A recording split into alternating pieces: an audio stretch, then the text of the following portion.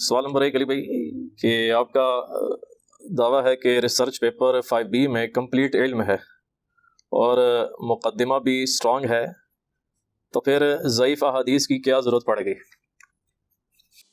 اس پورے پمفلٹ میں، یہ پمفلٹ میں نے بائی چانس آج رکھا ہوا ہے، مجھے خدشہ تھا کہ 5B کے اوپر کوئی بات کرے گا۔ 5B میں کوئی ایک حدیث بھی ایسی نہیں ہے جسے کسی محدث نے صحیح نہ کہا ہو۔ یہ ضرور ہو سکتا ہے کہ کوئی حدیث اس میں ایسی ہو جسے امام ترمذی صحیح کہتے ہوں اور شیخ زبیر علی زئی صاحب ضعیف کہتے ہوں، یا امام البانی اسے ضعیف کہتے ہوں اور زبیر علی زئی صاحب اسے صحیح کہتے ہوں۔ اگر کوئی ایک روایت بھی ایسی موجود ہے جس کے اوپر محدث کی تحکیم نہیں لگی ہوئی تو آپ کا ہاتھ اور ہمارا گریبان۔ دوسری بات، اس سرچ پیپر میں نے 200+ احادیث کربلا کے دفاع میں اور اس کے پس منظر کے دفاع میں لی ہیں، میجورٹی بخاری اور مسلم سے ہیں، اس کے اوپر تو اتفاق ہے اہل سنت کا۔ رہ گئی ادر دین بخاری اور مسلم، ترمذی سے، ابو داؤد سے، نسائی سے، ابن ماجہ سے، مسند احمد سے، المستدرک للحاکم سے۔ تو میں نے ان احادیث کے اوپر دور حاضر کے بڑے بڑے محدثین اور ہمارے پرانے جو محدثین ہیں ان کی تحکیم لگائی ہے۔ کسی حدیث پہ امام حاکم کی تحکیم ہوگی، کسی پہ امام ذہبی کی ہوگی، کسی پہ امام ترمذی کی تحکیم ہوگی، کسی پہ دور حاضر میں شیخ البانی، شیخ زبیر علی زئی، شیخ شعیب ارناؤت رحمہم اللہ اجمعین، اب تینوں ہی فوت ہو چکے ہیں، اللہ تعالیٰ ان کی مغفرت کرے اور انہیں نیک کاموں کا اجر دے، برائیوں سے درگزر فرمائے۔ اور جو زندہ لوگ ہیں، سلیم اسد ہیں، یا ہمارے جلم شہر سے ہی شیخ غلام مصطفیٰ ظہیر صاحب ہیں، اور ہیں، ان کی میں نے باقاعدہ، یا ارشاد الحق عصری صاحب ہیں، ان کی تحکیم لگائی ہوئی ہے۔ اگر کسی حدیث کی صحت کے حوالے سے آپ کو کوئی ریزرویشن ہے تو وہ جو تحکیم لگانے والے ہیں وہ ان کے ساتھ جا کے ڈسکشن کریں، ہمارے ساتھ اس کے اوپر ڈسکشن نہیں ہوگی، کیونکہ ہم نے محدثین کی تحکیم لگا کے ہم بری الزما ہو گئے، کیونکہ ہم جن کے سامنے مقدمہ رکھ رہے ہیں وہ ان محدثین کو اپنا پیشوا مانتے ہیں۔ رہ گئے بریلوی اور دیوبندی، وہ تو ہر طرح کی حدیث ہی مان لیتے ہیں، صرف اہل حدیث کو ہوتا ہے کہ اس کے اوپر تو فلاں امام کی یہ جرح ہے، فلاں کی تحکیم دکھائیں، تو انہی کے لیے ہم نے یہ تحکیم لگائی ہوئی تھی ادر دین بخاری اور مسلم کے۔ میری 2 نمبری تب ہوگی کہ اگر میں کوئی حدیث لکھوں اور اس حدیث کے اوپر جو تحکیم ہے وہ جھوٹی لکھ دوں کسی امام کی طرف، اس امام نے اسے ضعیف کہا اور میں کہوں کہ اس نے کہا صحیح ہے، تو آپ مجھے پکڑیں۔ یہ ہو سکتا ہے کہ ایک امام اسے ضعیف سمجھ رہا ہے، دوسرا صحیح، تو میں صحت کا حکم دکھاؤں گا اور اسی امام سے دکھاؤں گا۔ مثال کے طور پر ایک حدیث ہے جامعہ ترمذی میں، اسے امام ترمذی حسن کہتے ہیں، شیخ زبیر علی زئی صاحب بھی اس حدیث کو صحیح کہتے ہیں، امام حاکم بھی اور امام ذہبی بھی، کہ نبی صلی اللہ علیہ وآلہ وسلم نے فرمایا کہ اللہ سے محبت کرو کہ اس نے تمہیں نعمتوں سے نوازا ہے، مجھ سے محبت کرو کہ میں اللہ کا رسول ہوں صلی اللہ علیہ وآلہ وسلم، اور میرے اہل البیت سے محبت کرو کہ ان کی نسبت میرے ساتھ ہے۔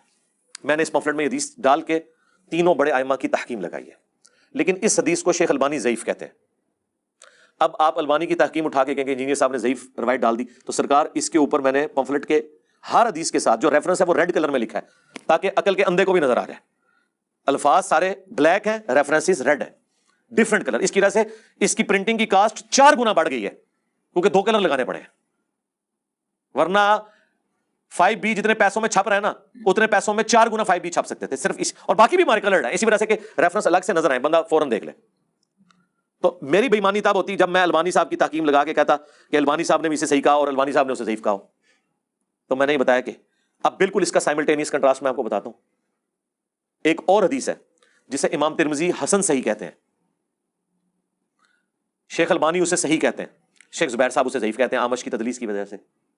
اور یہ حدیث کا تو میں نے خود شیخ زبیر صاحب سے پوچھا، تو وہ کہتے ہیں اس حدیث میں جو کچھ بیان ہوا ہے اس سے زیادہ برا ہونا چاہیے تھا عبید اللہ ابن زیاد کے ساتھ، لیکن چونکہ میں ایک اصول کو لے کے چل رہا ہوں اس کی وجہ سے میں اس کے اوپر ضعف کا حکم لگاتا ہوں۔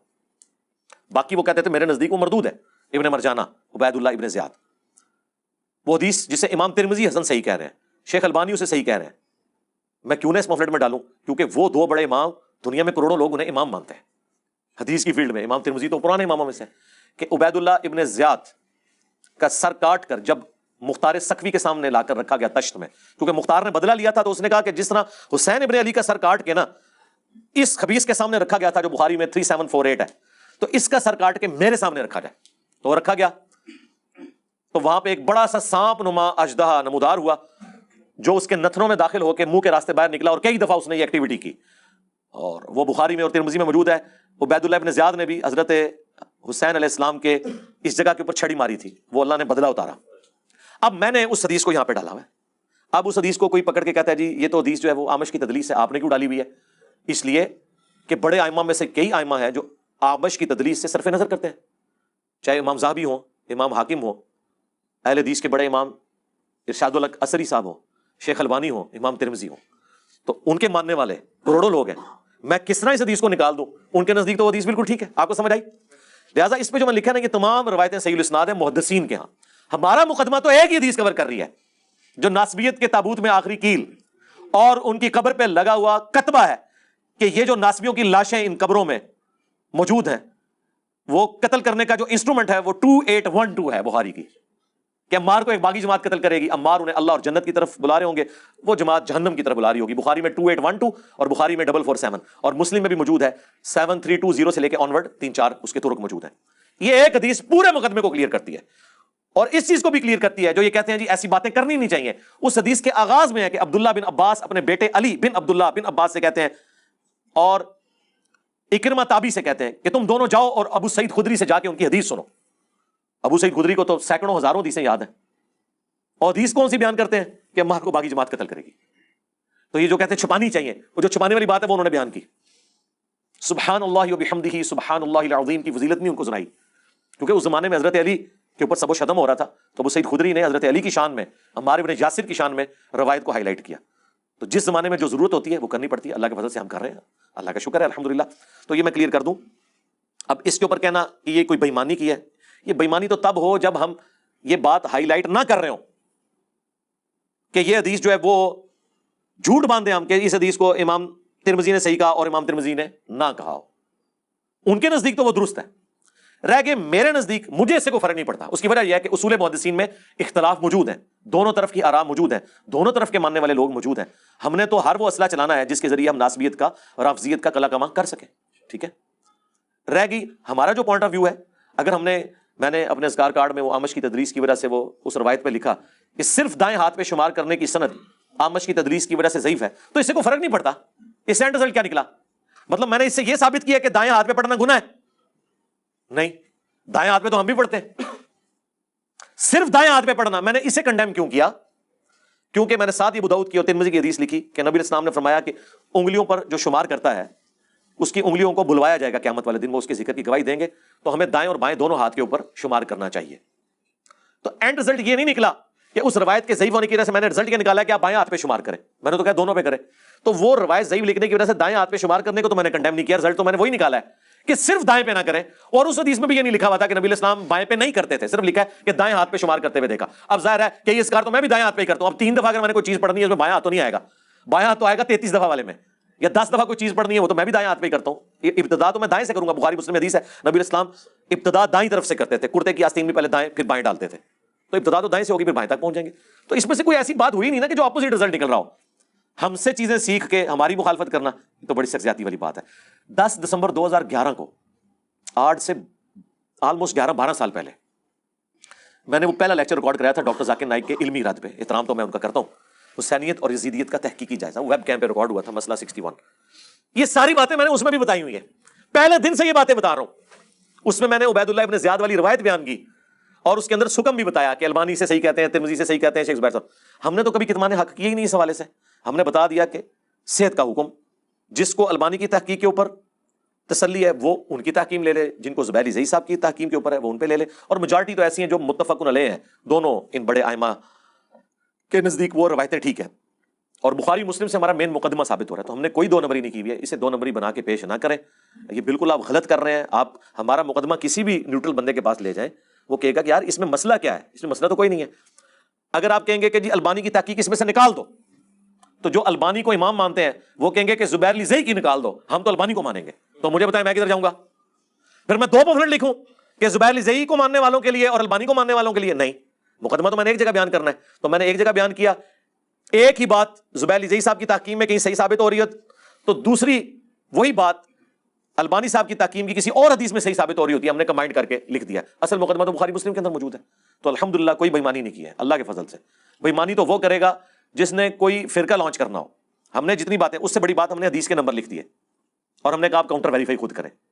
کسی کو الفاظ کے چناؤ میں ایشو ہے کہ یہ لفظ نہیں یہ ہونا چاہیے تھا، تو ٹھیک ہے آپ اوریجنل ٹیکسٹ کو فالو کریں، یہ آپ کا رائٹ ہے. آپ کہتے ہیں اس کی بجائے یہ لفظ ہوتا، ٹھیک ہے آپ کا رائٹ ہے. دیکھیں اہل حدیثوں نے خود ترجمہ کیا ہے مسلم شریف کا علامہ وحید الزمان نے کہ حضرت ابو سفیان رضی اللہ تعالیٰ عنہ نے نبی الاسلام کو فتح مکہ پہ کہا کہ میرے بیٹے معاویہ کو اپنا منشی رکھ لیں. انہوں نے میرے خلاف کلپ بنایا کہ حضرت معاویہ کو منشی کہتی ہے. اندازہ کرو, وہ تواڈے ابے نے لکھے ہے, ترجمہ موجود ہے. وہ نہیں, اس کی بجائے آپ کو کہنا چاہیے تھا کاتب. یار منشی لفظ کوئی نوٹوریس ورڈ نہیں ہے. آج بھی منشی کی ایک بڑی ویلیو ہوتی ہے. سیٹ کے بعد منشی ہوتا ہے سب کچھ, وہ سارا ریٹن ریکارڈ رکھا ہوتا ہے. اس کو آپ نے نیگیٹو ورڈ کیسے شمار کر لیا, جبکہ ترجمہ آپ نے خود کیا ہوا تھا, ہم نے دکھا بھی دیا.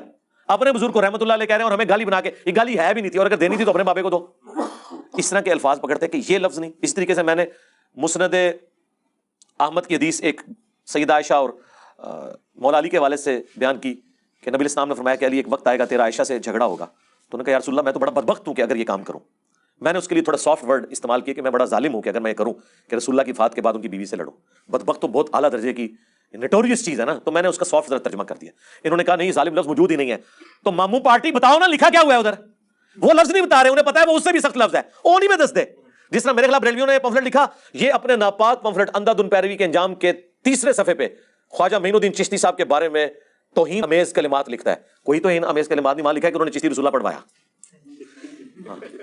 تو یہ لکھو نا, یہ لکھتا ہے کہ انہوں نے پڑھوایا تھا, لیکن معرفت کی بات تھی, اس کو سمجھ نہیں آئی. ایک عام آدمی تو سوچے گا پتہ نہیں کیا کوئی گالی لکھی ہوئی ہے. نہیں, میں نے لکھا خواجہ معین الدین چشتی صاحب, اتنے القابات کے ساتھ لکھا.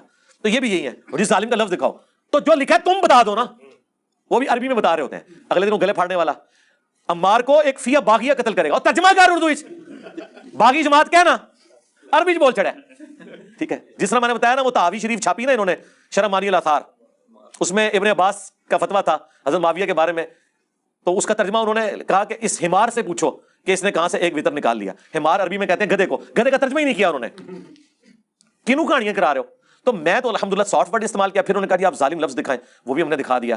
ہم نے مسند احمد سے المستدرک للحاکم سے دکھایا کہ حضرت زبیر کو حضور نے کہا کہ تم علی سے لڑو گے اس وقت تم ظالم ہوگے. ظالم کا لفظ ہے. اور عمار ابن یاسر کا فتویٰ سن کبریٰ البیہقی سے دکھایا کہ اہل صفین اہل شام کو کافر نہ کہو, کہو یہ فاسق اور ظالم ہے. آئے نا داڑھ تھلے ہوں.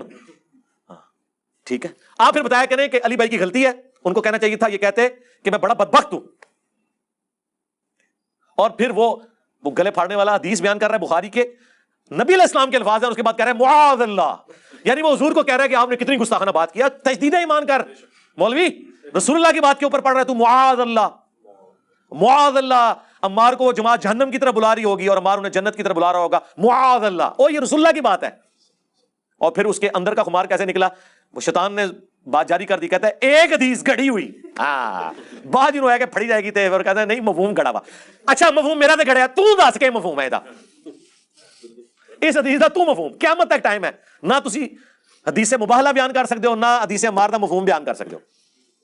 کرو, چلو میں نہیں کہتا, تم کر دو. جس طرح بریلوی قل انما انا بشر مثلکم کا مفہوم نہیں بیان کر سکتے جب تک کہ توڑ موڑ کے بیان نہ کریں. اہل حدیث کے لیے 2812 وہی ہے جو بریلویوں کے لیے قل انما انا بشر مثلکم ہے. اور یہ میں بشر مثلکم مرتبے میں نہیں بات کر رہا, سپیشی میں بات کر رہا ہوں. ہاں باقی مرتبے میں رسول اللہ کو کوئی نہیں پہنچ سکتا, کوئی جن, کوئی فرشتہ, کوئی پیغمبر نہیں. صلی اللہ علیہ وآلہ وسلم. صلاۃ بر محمد وآل محمد. اللہم صلی علی محمد وعلی آل محمد. صلو علی محمد وآل محمد. اللہم صلی علی محمد وعلی آل محمد.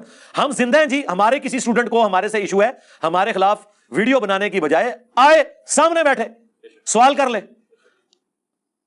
اور سوال کرنے کے بعد سیٹسفائی ہو کے اٹھے, پھر بھی دل کا حسد ختم نہ ہو تو سرکار اس کا کوئی علاج نہیں. حسد تو پیغمبروں کے بیٹوں سے ختم نہیں ہوا, حالانکہ وہ صحابہ تھے. حضرت یوسف کے جو بھائی تھے کافر تھے, نبی کے بیٹے صحابی اور ڈبل صحابی. حضرت یوسف کے صحابی بھی, حضرت یعقوب کے بھی, اور دادا بھی پیغمبر اور پردادا بھی پیغمبر, اسحاق بھی اور ابراہیم بھی علیہ السلام اجمعین. حسد ان میں سے بھی نہیں ختم ہوا. تو حسد ہم نہیں ختم کر سکتے, اللہ ہی آپ کی بیماری دور کرے, ہم کچھ نہیں کر سکتے. ہاں جی. اور جی علی بھائی اسی سے ریلیٹڈ دوسرا سوال ہے کہ سرچ پیپر 5B میں آپ نے کہا کہ ان ضعیف حدیث کو کسی نہ کسی محدث نے صحیح کہا ہے. تو ایسے تو بریلوی اور دیوبندی علماء اپنے عقائد یا فروعی مسائل کو چھپانے کے لیے ضعیف احادیث کا سہارا لیتے ہیں, اور وہ بھی یہی کہتے ہیں کہ کسی نہ کسی محدث یا مجتہد نے ہمارے عقائد و مسائل کی تائید کی ہے. اس کے ہاں جی, یہ دیکھیں کتنا بڑا دھوکہ ہے, یہ بالکل ڈفرینٹ ہے. یہ کچھ بریلوی علماء نے بھی یہ مسئلہ اٹھایا, زمین و آسمان کا فرق ہے اس میں. تائید میں کوئی ایسی روایت لینا جس میں محدثین کا اختلاف ہو, تائید میں یہ بالکل درست ہے, آپ بھی لیں. تائید کا مطلب ہوتا ہے کہ اس کی اصل جڑ موجود ہے. ٹھیک ہے. بریلوی, دیوبندی, حنفی کون سی ایسی بات بتا رہے ہیں جس کی اصل بخاری مسلم میں موجود ہے اور وہ تائید میں جا کے ترمذی ابو داؤد ابن ماجہ سے ضعیف روایتیں لے کے آ رہے ہیں؟ پکی مل گئی؟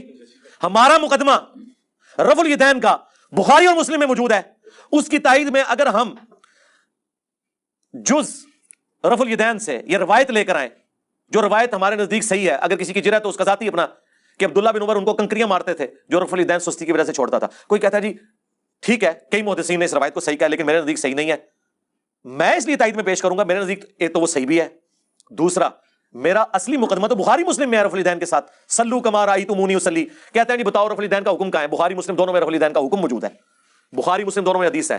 مالک بن حویرث کہتے ہیں ہم چند نوجوان تھے، تبوک کے موقع پر مسلمان ہوئے حضور کی وفات سے چند مہینے پہلے، اور ہم اپنے گاؤں ایریا سے آ کے مسجد نبوی میں رکے، آپ کی صحبت کی 20 دن رہے حضور کے ساتھ دین سیکھنے کے لیے۔ کہتے ہیں پھر ہمیں گھر کی یاد ستانا شروع ہو گئی۔ ایک اچھا ٹیچر وہی ہوتا ہے جو فیس ریڈنگ کر لے، آپ تو کہتے ہیں نا حضور آپ کے زمانے میں ہوتا تو آپ کے ساتھ ہی رہتا، جو اس زمانے میں تھے انہوں نے اپنے کام بھی تو کرنے تھے نا، یہ دنیا میں نظام چل نہیں سکتا۔ تو وہ مالک بن حویرث کہتے ہیں حضور نے جب ہماری حالت دیکھی نا کہ آپ یہ بچے انٹرسٹ لوز کر رہے ہیں، ان کو گھر کی یاد ستا رہی ہے، تو حضور نے خود ہی بلا کے کہا کہ ٹھیک ہے بس جاؤ، یعنی وہ شرم و شرمی خود تو نہیں کہہ رہے تھے حضور اجازت دیں، حضور نے کہا اچھا اب تم جاؤ، دیکھنا واپس جب گئے تو نماز کا جب وقت ہو 5 نمازوں کی یہ ٹائمنگ ہے جو تم نے میرے ساتھ نمازیں پڑھی، تم میں سے کوئی ایک شخص اذان دے جسے قرآن زیادہ آتا ہے اور عمر میں بھی بڑا ہے، وہ تمہاری امامت کروائے، اور ساتھ ہی آپ نے فرمایا سلو کما رأیتمونی اصلی، اور نماز تم نے ویسے پڑھنی ہے جس طرح مجھے نماز پڑھتے ہوئے دیکھا ہے، حکم آ گیا نا، نماز ویسے پڑھو جس طرح مجھے دیکھا۔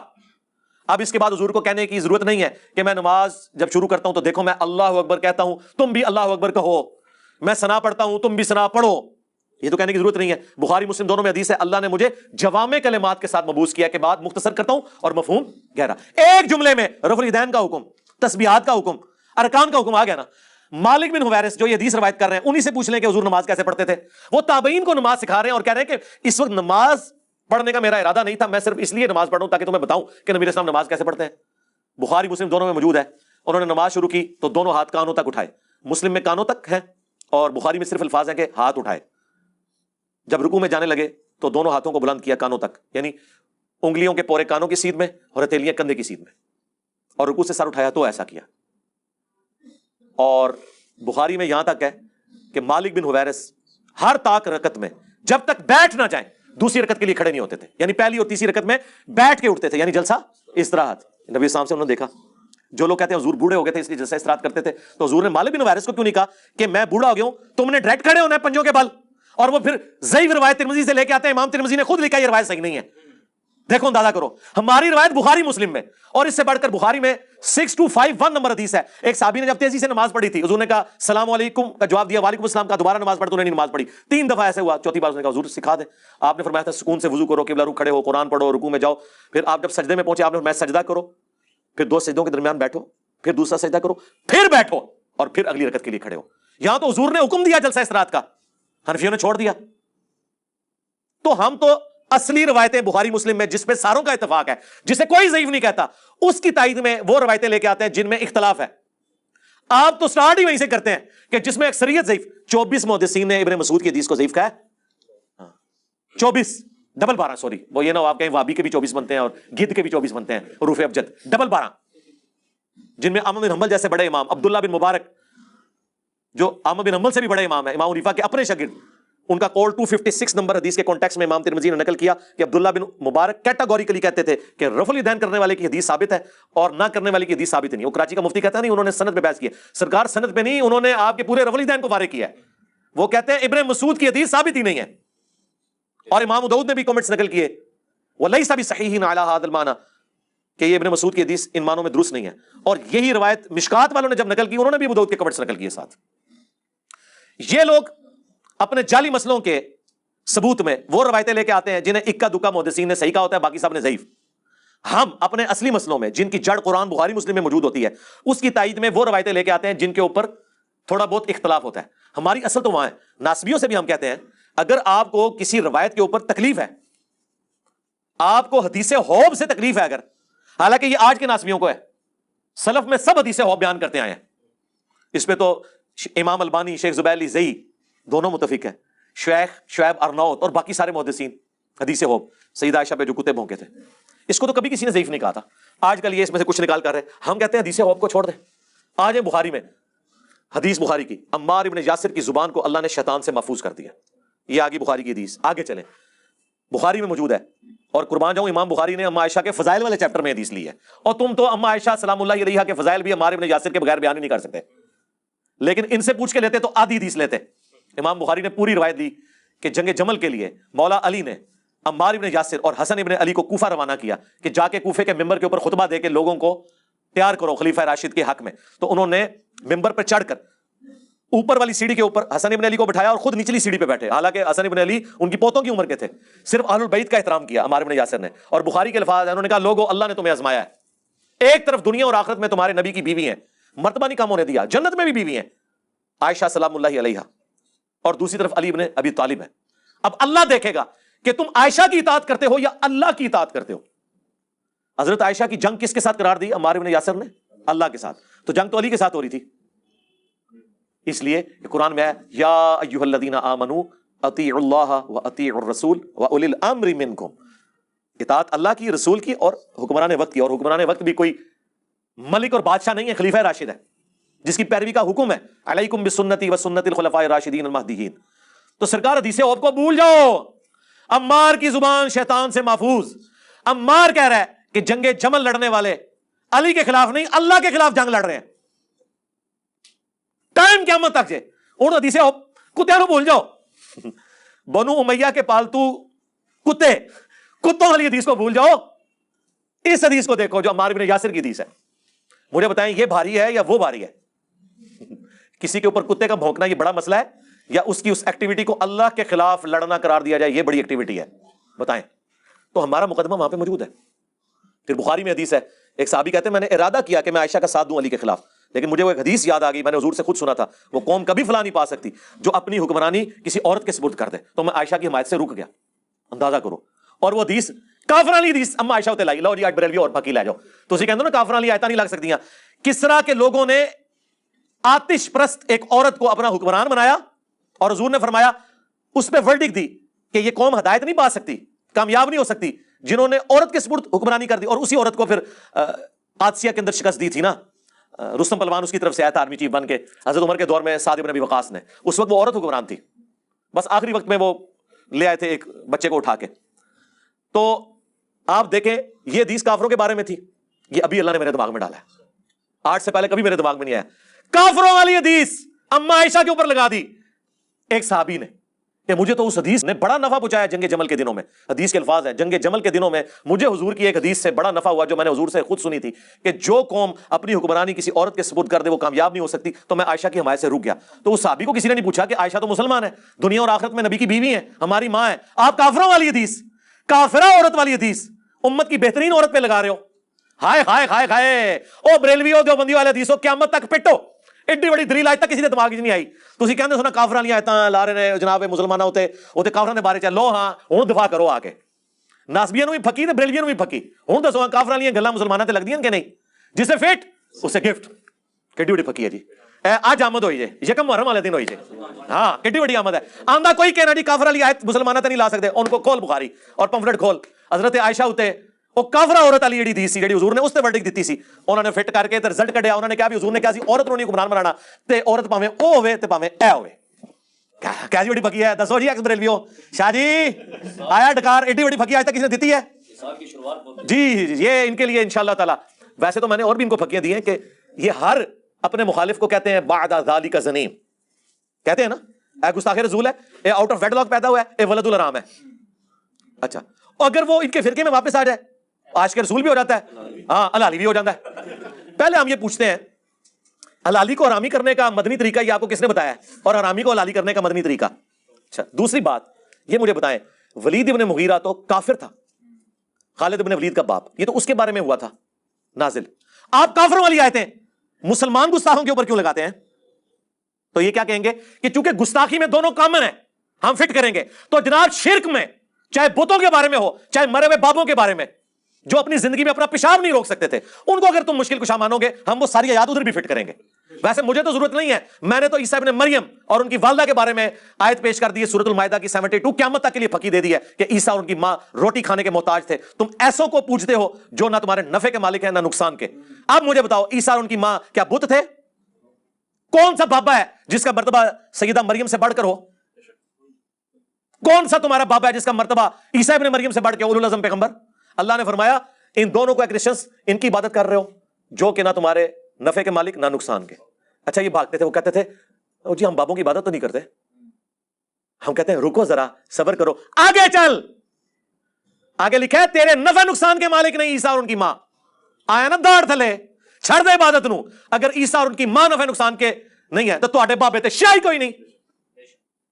عیسیٰ کے جیسا ہے ہی کوئی نہیں، تیرا بابا تے شاہ ہی کوئی نہیں. ہاں مریم کے جیسا ہے ہی کوئی نہیں، تیری رابعہ بصری تے شاہ ہی کوئی نہیں. آیا یہ تو میں ایسا جدے ہر شاہ فٹ کرو. علی کے جیسا ہے ہی کوئی نہیں، بنو امیہ تے شاہ ہی کوئی نہیں. ٹھیک ہے، بڑا ہی آؤ ہر شاہ فٹ ہوندی جے. ایک قیامت تک لکھتے جاؤ. ایک کمپیریزن ہے، ایک ہے بھی مدد ہے اللہ دی. تے اے میں تانوں دس رہا کہ اے جی کافراں دے بارے او ٹرو اگے تواڈے دلائل سارے مک گئے. میں نے دعا صرف اللہ ہی سے پمفلٹ میں آیتیں ہی وہ لکھی ہیں جو نبیوں کے بارے میں، بتوں کے بارے میں ہے ہی نہیں، تاکہ اگے ٹرو. لیکن آج میں نے ثابت کر دیا اس حدیث سے بھی، جنگ جمل والی اور قرآن کی آیات سے بھی، کہ خود یہ سب کچھ کرتے ہیں. ان سے پوچھیں آپ ہر میلاد کے جلسے میں سناتے ہیں نا قل ان کنتم تحبون اللہ فاتبعونی یحببکم اللہ. بتاؤ یہ آیت کس کے بارے میں نازل ہوئی ہے؟ صحابہ کو تو نہیں کہا گیا، یہ یہودیوں کو کہا گیا تھا. وہ کہتے تھے ہم اللہ کے لاڈلے ہیں. اللہ نے فرمایا کہ قل اے نبی ان سے فرماؤ ان کنتم تحبون اللہ، اگر تم اللہ سے محبت کا دعویٰ کرتے ہو فاتبعونی، پھر میری اتباع تمہیں کرنی ہوگی. یہ نہیں ہو سکتا کہ تم پیغمبر کو نکال کے کہو کہ ہم بنی اسرائیل ہیں، چوزن پیپل آف لارڈ ہیں. جب تک میری پیروی نہیں کرو گے پھر اللہ تمہیں معاف بھی کر دے گا، تمہارے گناہوں کو بھی معاف کر دے گا، اللہ تم سے محبت کرے گا. یحببکم اللہ.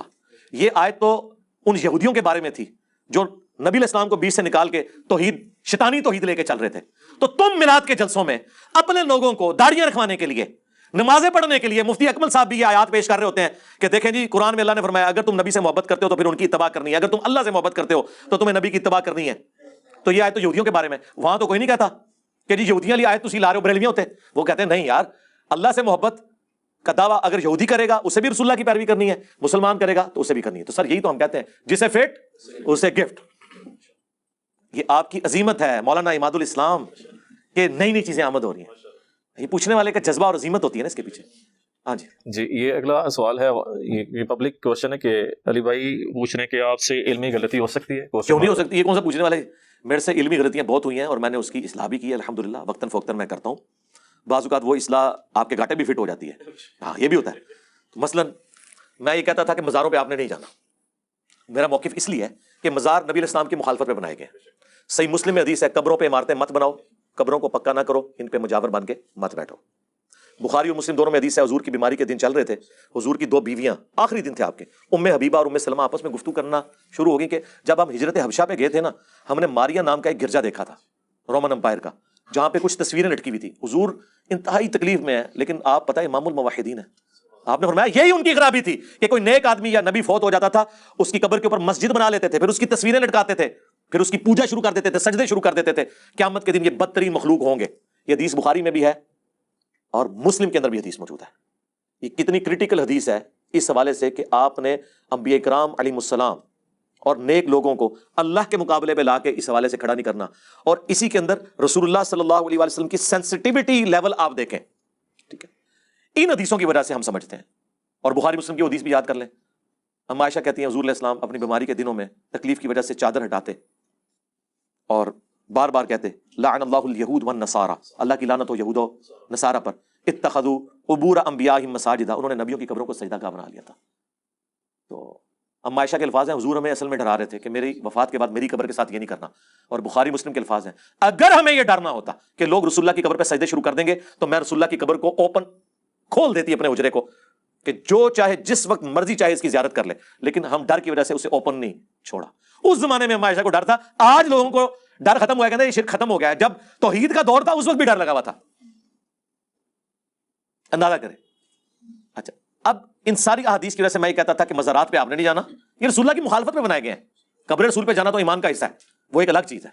بابوں کے جو آپ نے مزار بنائے ہیں وہاں پہ بھی گنبد خضرا تو 650 سال بعد رکھا گیا, وہ الگ سے ایک میرا ٹاپک آپ ویڈیو دیکھ لیں. ہم کہتے ہیں بابوں کے مزارات پہ آپ کیوں جاتے ہیں؟ مسلم شریف میں تو حدیث ہے قبروں پہ جاؤ تاکہ آخرت کی یاد ہے, یہ موت کو یاد دلاتی ہے. قبروں پہ جانا ہے, مزاروں پہ تو نہیں جانا. مزاروں پہ کون مزاروں پہ تو آپ کی عزتیں لوٹتی ہیں, آپ کی جیبیں کٹ جاتی ہیں. کتنی کتنی ریئل ٹائم سٹوریز آئی ہیں, جتنی ہیروئن چرس بہترین قسم کی وہ آپ کو انہی جگہوں سے ملتی ہیں. یہ تو اڈے بنے ہوئے ہیں. ویسے یہ بھی پوچھنا چاہیے بزرگوں نے اپنی ڈیوٹی کیوں نہیں پوری کی؟ کہتے ہیں جناب لاہور فلانے نے سنبھالیا ہے, کراچی فلانے نے سنبھالیا, چنگا سنبھالیا ہے, مزار دے ہوتے ہی سارے پٹھے کام ہو رہے ہیں. سنبھالیا تو بھائی سنبھالنا. مجھے بتائیں ہمارے گھر میں آگے کوئی چرچ یا ایون بیٹھ سکتا ہے؟ ہم اس کو ایک دن بھی بیٹھنے دیں گے؟ محلے میں بھی کوئی اس قسم کے مشکوک لوگ آئے نا, پورا محلہ کہتا ہے بھائی جی نکلو ادھر. تو چھڑوں کو جگہ نہیں دیتے ہیں, فیملی والوں کو جگہ دیتے ہیں کہ یہاں برے کام نہ شروع ہو جائیں. اے چنگے نے کہ سارے دنیا دے چرسی پاؤڈری اور بدکار لوگ پناہ گاہ بنے ہوئے انہوں نے. ٹھیک ہے, کام نہیں نا پھر صحیح کر رہے. اس کی وجہ سے میرا یہ موقف تھا کہ آپ مزاروں پہ نہیں جا سکتے, لیکن اب میں نے اس پہ رجوع کر لیا. وہ ویڈیو میری آنے والی ہے رجوع لی, لیکن ایک شرط کے ساتھ کہ آپ جس طرح کھڑے ہو کے دربار پہ کہتے تھے نا گنج بخشے فیض عالم مظہر نور خدا ناک کے ساتھ, اور تسی تے پڑھتے ہوندے سو گنج بخشی تیری مشہور ہے تو فلانا ہے فلانا ہے. ہن ایک کام اور کرو کہ اتنی آواز نہ لی تو بلند آواز میں کہنا یا اللہ جو بابا جی یہاں دفن ہے ان کے قبر میں کیڑے نہ پڑیں, اے اللہ ان پر گنجا سانپ مسلط نہ کیجیو, اے اللہ ان کے چھوٹے گناہ ان کے بڑے گناہ جو چھپ کے انہوں نے کیے جو سب کے سامنے کیے سارے معاف کر دیں. یہ ساریاں دعاواں اچھی آواز نہ کرنی ہیں, ان کو عذاب قبر سے بچا, قیامت والے دن ان کی پھینٹی نہ لگے. ہاں قیامت کے دن جب یہ ننگے اٹھائے جائیں تو اے اللہ ان کو کپڑے دے دینا. اے ساری دعاواں کٹھیاں کر کے کرو, بلند آواز نہ جاؤ جس مزار تے جانا جے میں تو اڑا تے غیبانہ نماز جنازہ پڑھ دوں گا, ظاہر اینڈ رزلٹ یہی ہونا ہے نا. اس کے بغیر اگر آپ جاتے ہیں پھر کوئی اجازت نہیں ہے. تو میں رجوع کرتا ہوں الحمدللہ, یہ میں نے اس پہ بھی رجوع کیا, اور چیزوں پہ میں رجوع کرتا ہوں الحمدللہ. اور مجھے رجوع کی ایسا اتنی ضرورت اس لیے نہیں پڑتی کہ میں نے خود ہی اعلان برات کیا ہوا ہے اپنے انٹرویو کے اندر مجلس 100 میں, مجلس 50 میں جو آیت اور حدیث پیش کروں ایگزیکٹ جو اس میں چیزیں موجود ہیں آپ اس کو فالو کریں. ہم بری ذمہ ہو جاتے ہیں یہ بتا کے, اگر آپ سمجھتے ہیں اس میں یہ بات یوں نہیں یوں تھی آپ اس کو فالو کریں. ہم نے کون سا اپنی تعلیمات یا ملفوظات لانچ کیے ہیں, ہم تو قرآن و سنت بتاتے ہیں, آپ اس کی طرف رجوع لائیں. تو الحمدللہ میں نے داڑھی کے مسئلے میں رجوع کیا. پہلے میرا موقف تھا کہ مٹھی کے بعد داڑھی رکھنا افضل ہے, پھر میرا موقف آیا کہ نہیں مٹھی کے بعد داڑھی رکھنا افضل نہیں ہے. افضل یہ ہے کہ جو یہ سمجھتا ہے کہ نبی اسلام کی داڑھی مٹھی سے نہیں بڑھی میں نہیں بڑھنے دوں گا, اس کے لیے مٹھی افضل ہے, جس نے عبداللہ بن عمر ابن عباس اور ابو ہریرہ. اور جو کہتا ہے کہ حضور کی تو نیچرل مٹھی تھی ان کو کاٹنے کی ضرورت نہیں پڑی, میری نیچرل مٹھی سے بڑھ گئی ہے تو میں حضور کے اس اسپیکٹ کو فالو کروں گا کہ جتنی میری نیچرل ہوگی میں اسے نہیں کاٹوں گا, اس کے لیے وہ افضل ہے. کاٹنے والا بھی افضل ہے کہ میں حضور سے لمبی نہیں ہونے دوں گا. اور دوسرا کہہ رہا ہے کہ نہیں حضور کی تو نیچرل تھی, اب مجھے بھی ضرورت نہیں پڑتی, چاند ایک والی مٹھی سے زیادہ ہے, میں نے تو کبھی نہیں کاٹی تو ضرورت ہی نہیں پڑی. تو اس طرح کا میں نے رجوع کیا. اور کئی ایک باتوں کے اوپر مثلا میں نے یہ بھی رجوع کیا, پہلے میں کہتا تھا کہ اہل صفین کی اجتہادی خطا تھی حضرت علی کے خلاف کھڑا ہونا, پھر میں نے اس پہ رجوع کیا. 5A میں اجتہادی خطا لکھا تھا, 5B میں نے رجوع کر لیا کہ یہ اجتہادی خطا نہیں ہے, اور اس میں نے اپنا کوئی قول نقل نہیں کیا. امام عینی ملا علی قاری ان سب لوگوں کے اقوال نقل کیے ہیں کہ وہ حدیث تو حضرت علی کے بارے میں تھی, کیونکہ امام بخاری نے باب باندھا ہے اس پہ. مسلم میں بھی حدیث ہے کہ اگر حکمران اجتہاد کرے, صحیح اجتہاد کرے تو 2 اجر, غلط کرے تو 1. اگر حضرت علی رضی اللہ تعالیٰ عنہ جنگ جمل صفین نہروان غلط لڑتے تو 1 اجر پاتے. الحمدللہ انہوں نے صحیح لڑی, ان کے لیے ڈبل اجر ہے. ٹھیک ہے, مخالف کا تو کوئی ذکر ہی نہیں ہے. اور بدر الدین عینی نے تو یہاں تک لکھ دیا حدیث مار کے کانٹیکسٹ میں کہ میں کہتا ہوں کہ حضرت معاویہ کو 1 اجر کی بشارت کیسے دیں, کیا ان کے لیے کافی نہیں کہ انہیں اللہ برابر چھوڑ بھی دے. دیکھیں کتنے سخت. اور ملا علی قاری نے چھڑے ہی کچھ نہیں, انہیں کہا کہ وہ اپنے دل میں خلافت کی خواہش چھپائے ہوئے تھے اور خون عثمان کو ڈھال بنا لیا تھا. دیکھیں انہوں نے تو اس کو پوری پولیٹیکل چال قرار دیا, اور انہوں نے کہا حدیث عمار ان کی چھپی بغاوت کو ظاہر کرتی ہے. وہ کہتے ہیں جو یہ چھپا کے رکھے ہوئے تھے نا, حدیث عمار نے ان کو ننگا کر دیا کہ عمار کو باقی جماعت قتل کرے گی, عمار انہیں اللہ اور جنت کی طرف بلائیں گے, وہ جماعت جہنم کی طرف بلائے گی. ملا علی قاری مشکات کی شرح مرقاہ میں لکھ رہا ہے کہ حدیث عمار نے حضرت معاویہ رضی اللہ تعالیٰ کی چھپی ہوئی بات کو ظاہر کر دیا, اندر دی گال وچ کوئی اور ہے. اور اینڈ پہ انہوں نے کہا کہ افسوس امیر شام کے اس عمل نے قرآن اور سنت دونوں کو پیٹ کے پیچھے ڈال دیا, کہ انہوں نے قتل عمار کے بعد بھی رجوع نہیں کیا. اتنے سخت جملے آج تک کسی نے نہیں بولے, میں نے نہیں کبھی بولے, یار مولانا اسحاق نے نہیں بولے, مولانا مودودی نے نہیں بولے, تے ملا علی قاری اور نیم رافضی نہیں فل رافضی بنتا جے. لیکن سب سن گے انہوں مرقاہ کے اوپر پوری حنفیت کھڑی ہوئی ہے. مرقاہ وہ شرح ہے جس میں انہوں نے حنفیت ثابت کی ہے مشکات کی, ظاہر مشکات تو ساری فقہ حنفی کے خلاف ہے, حدیثیں جو ہے تو اس کی شرح ان کو لکھنی پڑی ہے. اور دوسری طرف ابن حجر اسقلانی کی جو تھی فتح الباری, اس کے مقابلے پہ عمدۃ القاری, دونوں ایک زمانے میں ہوئے ہیں. علامہ بدر الدین عینی, علامہ عینی اگر آپ نکال دیں اور ملا علی قاری نکال دیں, یہ 2 بندے آپ نکال دیں نا تو حنفیت کی ہسٹری میں کوئی ان کے پائے کا ہے ہی نہیں ہے, باقی تو شاہی کوئی نہیں. وہ اس میں بھی بول دیتے ہیں ملا علی قاری جیسا ہے ہی کوئی نہیں حنفیوں میں, باقی تو ہڑے مفتی تقی عثمانی تھے, شاہی کوئی نہیں. ٹھیک ہے, اور اسی طریقے سے بدر الدین عینی. تو آپ چھوڑ دیں عام مفتیوں کو چھوڑیں آپ, تو اللہ کا شکر ہے ہم رجوع کرتے ہیں. آندہ بھی کوئی، اب دعا کریں اس سے آگے کوئی رجوع نہ میں کر لوں. ایک بات پہ تو میں رجوع نہیں کروں گا کہ میں ہر صحابی کو جو نبی علیہ السلام کا ساتھی رہا ہے، چاہے اس نے کچھ بھی کیا، میں رسول اللہ کی نسبت کی وجہ سے اسے رضی اللہ عنہ کہتا ہوں. اور ساتھ یہ بھی کہتا ہوں کہ میرے رضی اللہ عنہ کہنے سے وہ رضی اللہ عنہ ہوگا نہیں، اور میرے نہ کہنے سے اگر وہ ہے تو ختم نہیں ہوگا. ہماری دعاؤں کا کوئی محتاج نہیں ہے، ان دعاؤں کا ہمیں ہی فائدہ ہے. اگر کوئی نہیں کہنا چاہتا اس کی اپنی مرضی ہے. ایک ہی چیز آپ پہ obligation ہے، وہ درود شریف ہے. ترمذی میں جو حدیث ہے وہ کنجوس ہے جس کے سامنے میرا ذکر ہو اور مجھ پر درود نہ پڑے. اللہم صلی علی محمد وعلی آل محمد. ایک مجلس میں ایک دفعہ درود شریف پڑھنا ضروری ہے. باقی بخاری مسلم کھولیں، درجنوں نہیں سینکڑوں احادیث میں صحابہ کے ناموں کے ساتھ رضی اللہ عنہ لکھا ہی نہیں ہوا. چند جگہ لکھا بھی ہوا ہے، زیادہ تر عربی میں ڈائریکٹ لکھا ہے ان عائشہ تھا ان ابی ہریرہ، ساتھ حدیث شروع ہو جاتی ہے، ترجمہ کرنے والا رضی اللہ عنہ ڈال دیتا ہے، عربی میں نہیں لکھا ہوا. تو کیا یہ رضی اللہ عنہ نہ لکھ کے کیا گناہ گار ہو گئے؟ نہیں، یہ آپ کے مسئلے تھے. اور صحابہ کرام تو ایک دوسرے کو رضی اللہ عنہ کہتے ہی نہیں تھے. آپ کیا سمجھتے ہیں حضرت ابوبکر کی وفات کے بعد حضرت عمر کہتے تھے رضی اللہ عنہ کٹو، وہ کہتے تھے رحمہ اللہ تعالی. بخاری مسلم دونوں میں موجود ہے حضرت عمر کی میت کے اوپر جو خطبہ دیا تھا حضرت علی نے، تو اس میں کیا الفاظ ہے؟ رحمک اللہ، اللہ تجھ پہ رحم کرے. رضی اللہ عنہ تو نہیں کیا انہوں نے. صحابہ کرام آپس میں رحمہ اللہ کہتے تھے، ہم ان کے لیے تو یہ کلمات کہتے ہیں. اور بس یہ نشانیاں بن گئی، ہم تو علیہ السلام بھی کہتے ہیں. قرآن میں جو ٹرم صحابہ کے لیے آئی ہے والذین معہ آئی ہے. جتنے انبیاء کا ذکر آیا نا، اللہ نے کہا کہ ہم نے نجات دے دی اس وقت کے پیغمبر کو، والذین معہ، جو ان کے ساتھ تھے. ٹھیک ہے. رسول اللہ کے لیے کیا ہے؟ محمد رسول اللہ والذین معہ اشداء علی الکفار. صحابہ کے لیے ٹرم جو آئی ہے نا وہ مع رسول، رسول اللہ کے ساتھ رہنے والے. لیکن صحابی لفظ زیادہ مشہور ہو گیا. ٹھیک ہے. دونوں ٹرمز قرآن کے ہیں، مومن اور مسلم. اسی طریقے سے یہ ٹرمز بھی ہیں. ٹھیک ہے. شیعہ تو پھر بھی مومن ٹرم یوز کرتے ہیں، سنی تو مسلم ٹرم سے بھی بچارے جاتے رہے. مومن انہوں نے کہاں یوز کرنی تھی؟ یہ تو حنفی شافی مالکی حنبلی کے اندر ہی جو ہے نا پھنس کے رہ گئے. جی علی بھائی، اگلا یہ سوال ہے کہ آپ کو کوئی بینیفیشل ہے، یعنی کہ کوئی آپ کو فائنینشیل کوئی سپورٹ ہے اکیڈمی کو میں، یا آپ کو کسی کی سپورٹ ہے کسی یعنی فارن ایجنسی کی یا لوکل ایجنسی کی؟ اس والے سے پوچھ رہے ہیں؟ جی جی جی. نہیں، کوئی نہیں ہے. کوئی اس طرح کی تو کوئی سپورٹ کرتا ہے میرے بھائی. جب وہ سپورٹ کریں گے اپنے ایجنڈے لانچ کروائیں گے. اور اس پلیٹ فارم سے آپ کو پتا ہے پاکستان کے جو سب سے طاقتور حلقے ہیں، ہم تو ان کی غلطیاں بھی ہائی لائٹ کرتے ہیں. وہ ہمیں کس طرح سپورٹ کریں گے؟ ان کی اتنی مہربانی کافی ہے کہ ہمیں بولنے کی اجازت دے رہے ہیں کہ آپ کو اختلاف رائے کا حق ہے. یہ وہ نہیں کہہ سکتے کہ ایلو پیسے دے اور ساڑھے خلاف بولو. کون دے گا؟ جب پیسے دیں گے تو پھر وہ ایسے وی لاگ بنوائیں گے جو ان کے حق میں ہوں گے. ٹھیک ہے نا. اور کسی کے اوپر جھوٹے بلیم لگوانے ہوں گے، کسی کے اوپر الزامات، کسی کے خلاف ٹرینڈ چلوانے ہوں گے. یہ حرکت تو ہم نہیں کر سکتے. ٹھیک ہے. میں نام لیے بغیر، آپ کو پتا ہے اس وقت جو پولیٹیکل سچویشن ملک کی چل رہی ہے، ہم سے کئی لوگوں نے رابطہ کیا ہے عمران خان صاحب کے خلاف کلپ بنانے کے اعتبار سے. ہم نے ان کو اسٹیٹ میں انکار کیا، یہی کام نہیں کریں گے. رہ گئے عمران خان صاحب جو کر رہے ہیں، جو ان کی صحیح بات ہے ہم اسے سپورٹ کرتے ہیں، اور جو غلط بات ہے ہم اسے کنڈیم کرتے ہیں.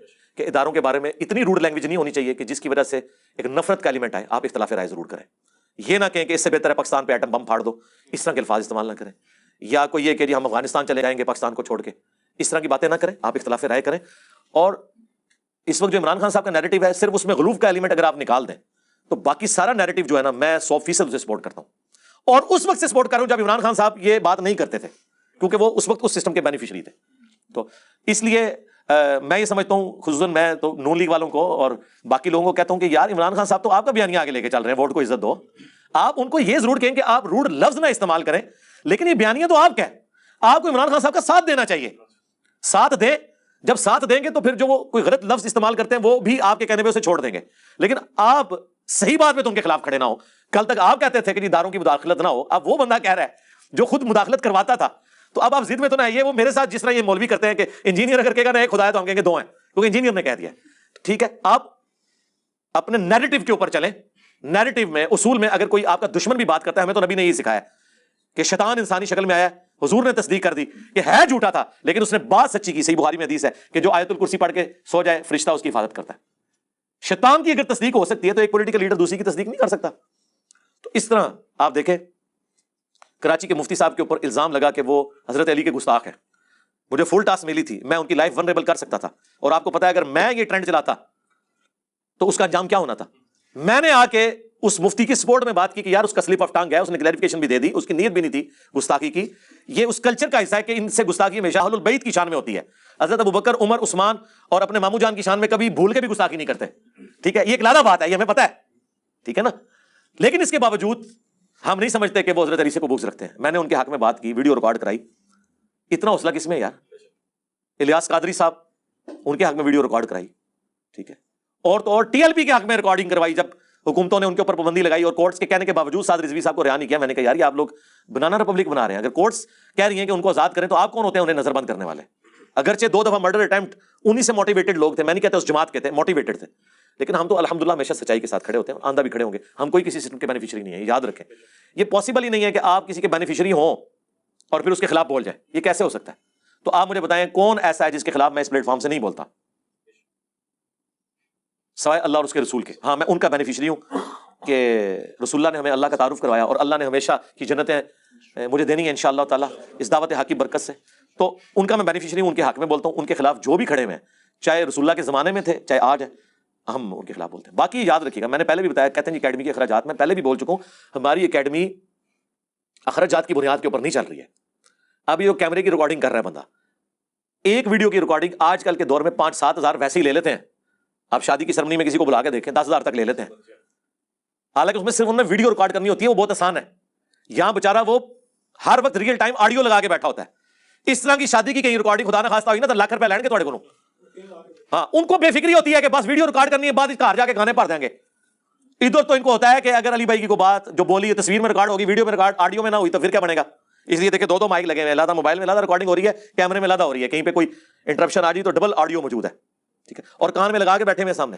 آپ مجھے بتائیں اگر میں اس کو ہر ہفتے کا 5-7 ہزار روپیہ دوں, 35-40 ہزار روپیہ تو مجھے اس کا دینا پڑ جائے گا, تو وہ والنٹیئرلی آ کے کام کر رہا ہے. تو 40 ہزار روپے کا یہ فنڈ آ رہا ہے جی مجھے فری, کہ نہ میں اس کو دے رہا ہوں نہ وہ مجھ سے لے رہا ہے, اور کام 40 ہزار روپے کا فری ہو رہا ہے, ٹھیک ہے.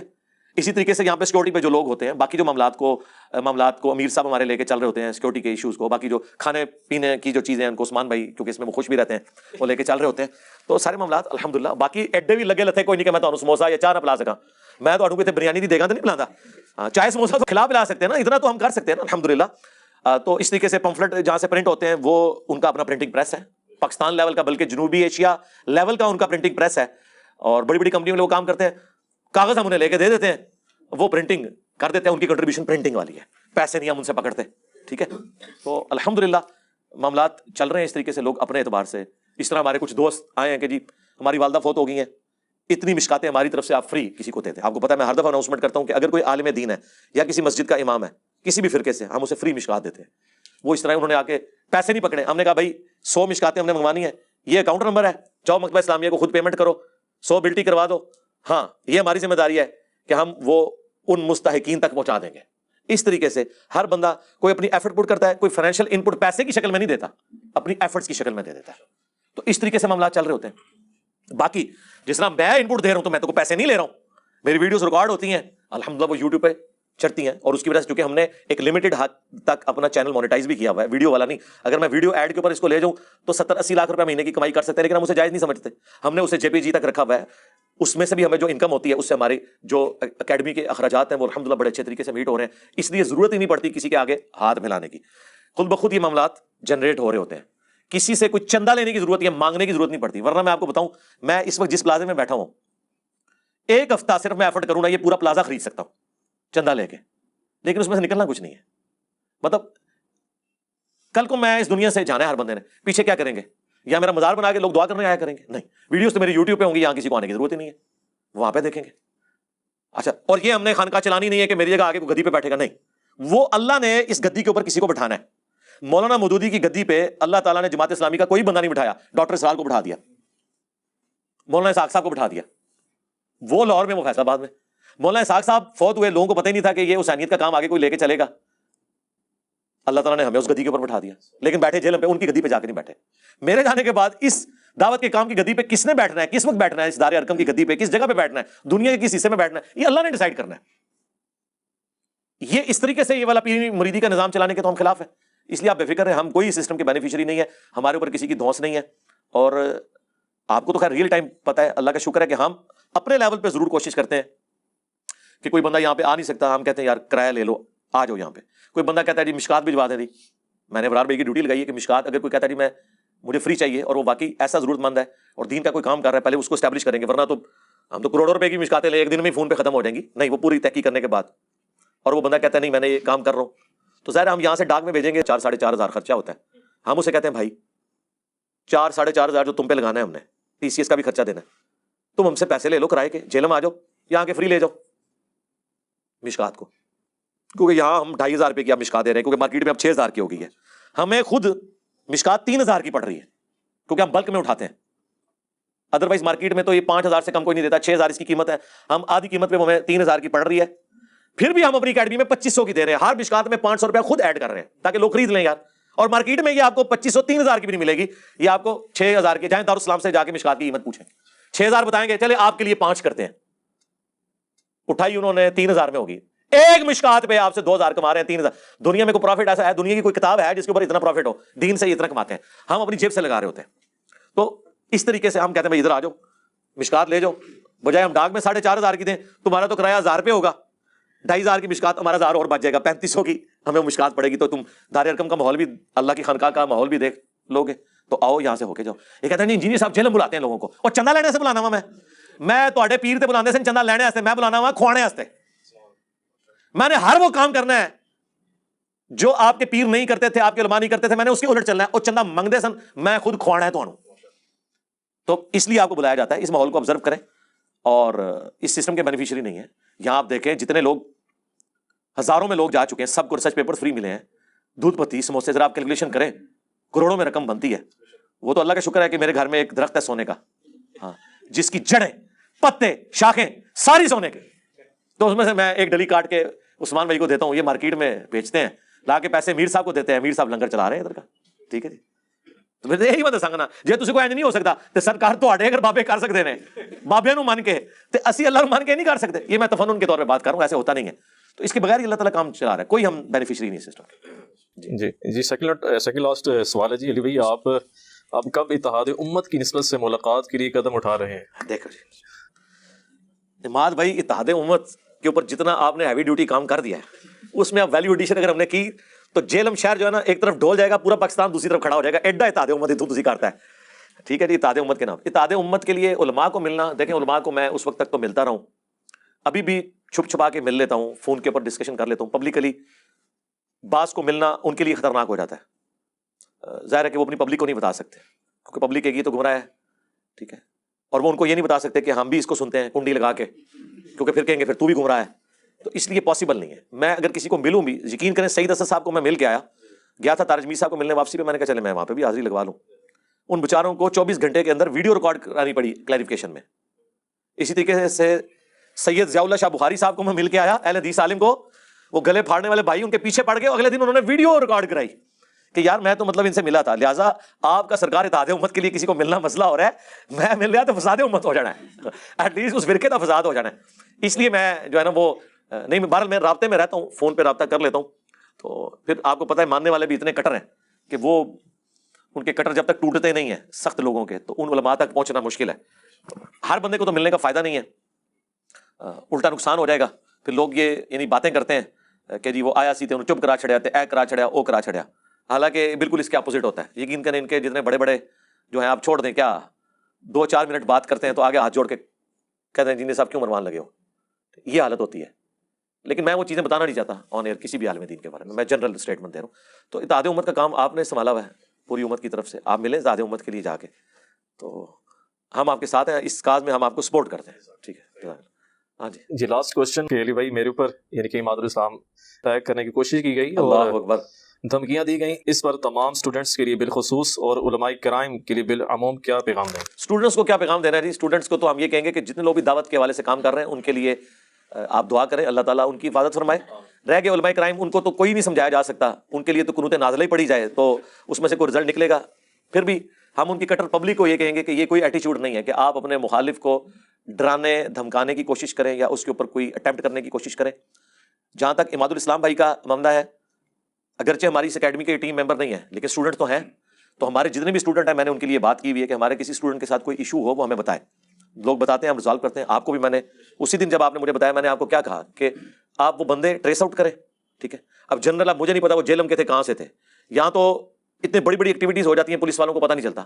آپ وہ بندے صرف بتا دیں کہ وہ کون سے ہیں اور آپ اس کے اوپر ورکنگ کر رہے ہیں. یا آندھا بھی آپ کو کوئی تھریٹ کرتا ہے فون کے ذریعے یا سامنے آ کے, جیلم چھوٹا سا شہر ہے, کسی کے ساتھ کوئی معاملہ ہے, آپ بندے پوائنٹ آؤٹ کریں, آپ چھوڑ دیں ان کے ساتھ جس طریقے سے قانوناً چلنا ہے, قانوناً طریقے سے. ظاہر ہم نے ایکسٹرا جوڈیشل تو کوئی ایکٹیویٹی پرفارم نہیں کرنی, وہ ہماری ذمہ داری ہے. تو وہ تو میں نے آپ کو کہا ہوا ہے اور آپ کو اسائنمنٹ دی ہوئی ہے, آپ بتائیں. اب رہ گیا کہ ان بندوں کو ہم ڈھونڈیں, تو وہ رات کا وقت تھا, کوئی سی سی ٹی وی کیمرہ بھی وہاں پہ موجود نہیں تھا, پولیس بھی نہیں ڈھونڈ سکتی, الٹا پولیس آپ کے چکر لگواتی رہے گی, فائدہ کوئی نہیں ہونا. ہم پہلی ایکٹیویٹی تو یہ پرفارم کریں گے, جیلم شہر میں کسی کی جرت نہیں ہے کہ ہمارے کسی اسٹوڈنٹ کو کوئی انگلی بھی لگا جائے, ڈکلیئرڈ. آپ کو بھی انہوں نے کوئی ایکٹیویٹی تو پرفارم نہیں کی ہے, صرف گالی گلوچ تک انہوں نے ثواب کمایا نا, کیونکہ ان کے نزدیک گالی دینا ثواب کا کام ہے. تو میرے ساتھ تو خیر کبھی اتنی بھی کسی نے جرت نہیں کی کہ سامنے آ کے کام کرے. ہم نے تو کچھ نہیں کرنا, ہم نے سیدھا اس کے گھر پہنچنا ہے, ٹھیک ہے جی, اپنے اسٹوڈنٹس کو لے کے, ان کے والد محترم کو کہنا ہے کہ آپ باہر نکلیں اپنے بیٹے کو لے کے. یہ آپ نے اپنے بچوں کی تربیت کی ہے, یہ کوئی طریقہ ہے؟ بڑا آسان طریقہ ہے کہ ہم یہ مجمع لے جائیں, موب اکٹھا کر کے جا کے تھانے میں اور کہیں گے ایف آئی آر اس کے خلاف کاٹیں گے, اس نے قتل کی دھمکی دی ہے. تو کیا کریں گے آپ؟ ضمانتیں کراتے پھریں گے. تو یہ ہم نہیں کرتے, پہلے اس کو سمجھائیں گے. میرا خیال ہے جب کسی کے گھر ہم اس طریقے سے پہنچیں گے, خود ہی اس کے ماں باپ اس بچے کو سمجھا دیں گے, اور سارا جو اس کے اندر خمار اس کے فرقے کی محبت کا چڑھا ہوا ہے وہ خود بخود نکل جائے گا. بڑوں کا نکلتے ہوئے دیکھا ہے اللہ کے فضل سے. تو آندہ بھی کوئی اس طرح کی ایکٹیویٹی کرتا ہے, اتنی تو آپ کی ذمہ داری ہے کہ آپ وہ بندے ہائی لائٹ کریں. اب یہ ذمہ داری ہمارے ذمہ نہ کرے کہ ہم وہ بندے ڈھونڈیں, وہ تو آپ کی پولیس اور ایجنسیاں بھی نہیں ڈھونڈ سکتی, ٹھیک ہے. ان کو تو جو سامنے چیزیں نظر آئیں تو وہ مشکل سے یہ ڈھونڈتے ہیں, تو جن چیزوں کا پتہ ہی نہیں ہے کہ وہ کیسے ہوئیں تو وہ کیسے کر سکتے ہیں. فون نمبر ہے تو وہ بتائیں, اس کو ٹریس آؤٹ کروا دیتے ہیں. تو یہ ہے بزدل لوگ ہیں. رہا جو میرے ساتھ جو 2 ایکٹیویٹی پرفارم ہوئی, وہ ہماری اپنا سیکورٹی ایک سمجھ لیں کمزوری تھی اس وقت. میں بالکل ایک چیپلی لوگوں کے ساتھ مل لیتا تھا. تو اب تو الحمدللہ ہم نے 3 لائن آف ڈیفینس رکھے ہوئے ہیں. یہاں ایجنسیز کے لوگ بھی, ڈی پی او بھی, سارے لوگ وزٹ کر کے جاتے ہیں اور وہ کہتے ہیں ہاں یہ سلسلہ ٹھیک ہے. باقی میری مسجد میں بھی میں نماز 2 سال سے آلموسٹ نہیں پڑھ رہا, اور میری موومنٹ بھی وہ ڈکلیئر نہیں ہوتی, انڈکلیئرڈ ہوتی ہے.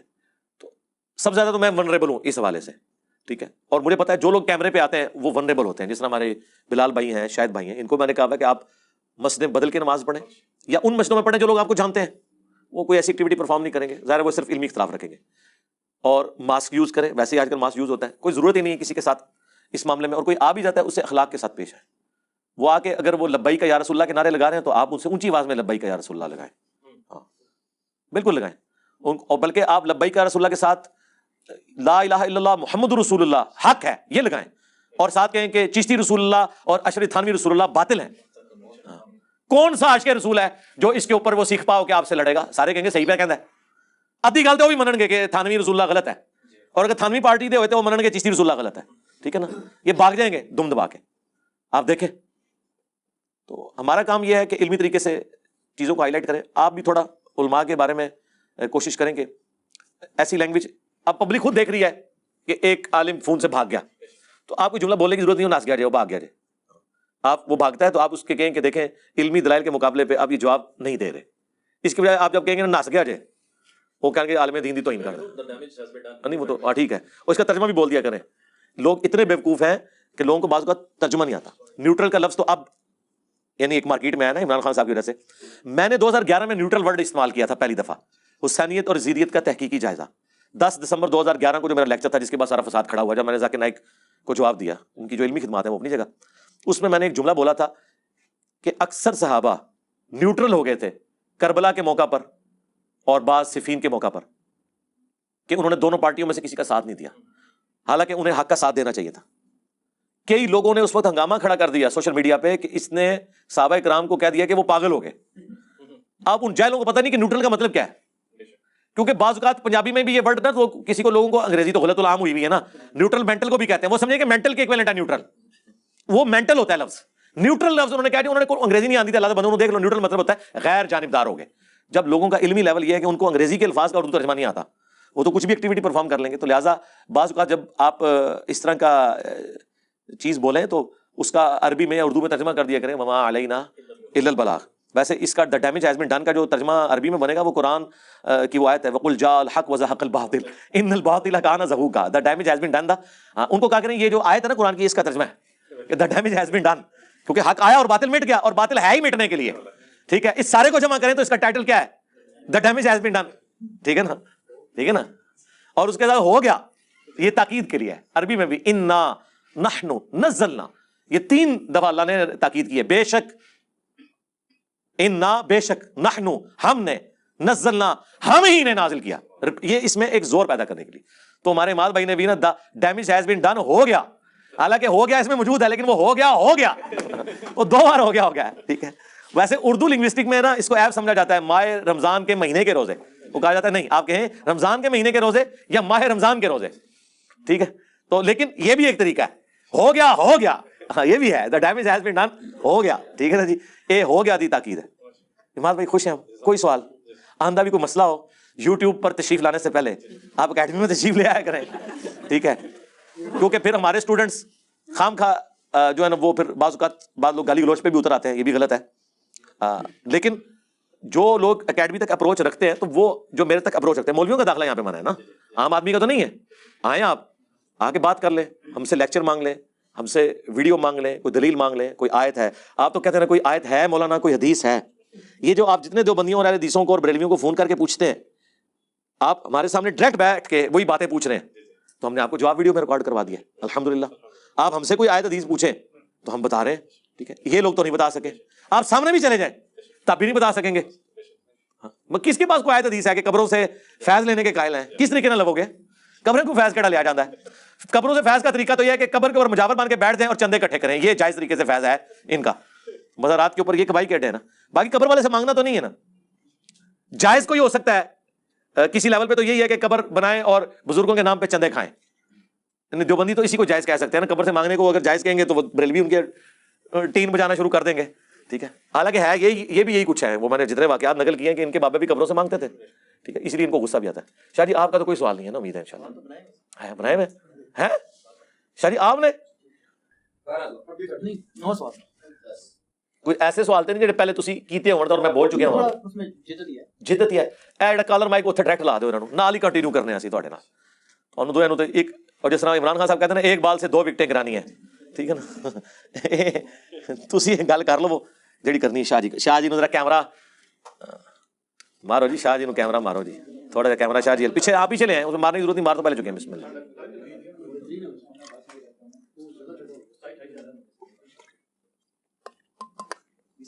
جی سعادت علی بھائی سٹارٹ کریں. جی کرو جی کرو. بسم اللہ الرحمن الرحیم. پہلا کوشچن ہے جی کہ غالی رافضی اور خاص طور پہ اخباری شیعہ حضرات کا یہ دعویٰ ہے کہ اہل سنت اپنی صحیح و سند روایات سے قرآن مجید فرقان حمید کی حفاظت ثابت نہیں کر سکتے, تو ان کو کیا حق پہنچتا ہے کہ ہم سے یہ مطالبہ کریں کہ ہم ائمہ اہل بیت کے نام جو ہے قرآن مجید سے دکھائیں؟ قرآن پاک حدیثوں کا محتاج نہیں. ہمارا مقدمہ ہمارے اعتبار سے سمجھیں, ہم نے کب دعویٰ کیا کہ قرآن کو احادیث کی ضرورت ہے؟ قرآن تو تواتر, عملی تواتر اور اجماع سے ٹرانسفر ہو رہا ہے. کس حدیث کی کتاب میں پورا قرآن لکھا ہوا ہے؟ چند ایک آیتیں تو لکھی ہوئی ہیں, بخاری میں بھی مسلم میں بھی. قرآن کس حدیث کی کتاب میں لکھا ہوا ہے؟ قرآن تو ایک پیرلل سے اللہ تعالیٰ نے اجماع امت کے ذریعے اس کی حفاظت کی ہے, عملی تواتر کے ذریعے حفاظت کی ہے, وہ چل رہا ہے. اور قرآن پہ پوری امت کا اتفاق ہے. ہم دلیل اس وقت مانگتے ہیں جب 2 رائے ہیں. اگر مسلمانوں میں قرآن کے حوالے سے کوئی 2 رائے ہیں تو پھر آپ بات کریں. رہ گیا جو ائمہ کرام کا یہ موقف, انہوں نے جو عقیدہ ڈیوائز کیا ہے امامت کا, تو کیا یہ امت کی اکثریت اس عقیدے کو مانتی ہے؟ تو پھر اجماع تو ہے ہی نہیں اس عقیدے کے اوپر. تو جب اجماع نہیں ہے تو اس کا مطلب ہے یہ ایگریڈ اپون ہے ہی نہیں ہے, ٹھیک ہے. ہم تو نہیں مانگتے کہ اپنی صحیح سند روایتوں سے پیش کریں, ہم کہتے ہیں قرآن میں جڑ دکھائیں عقیدہ امامت کی.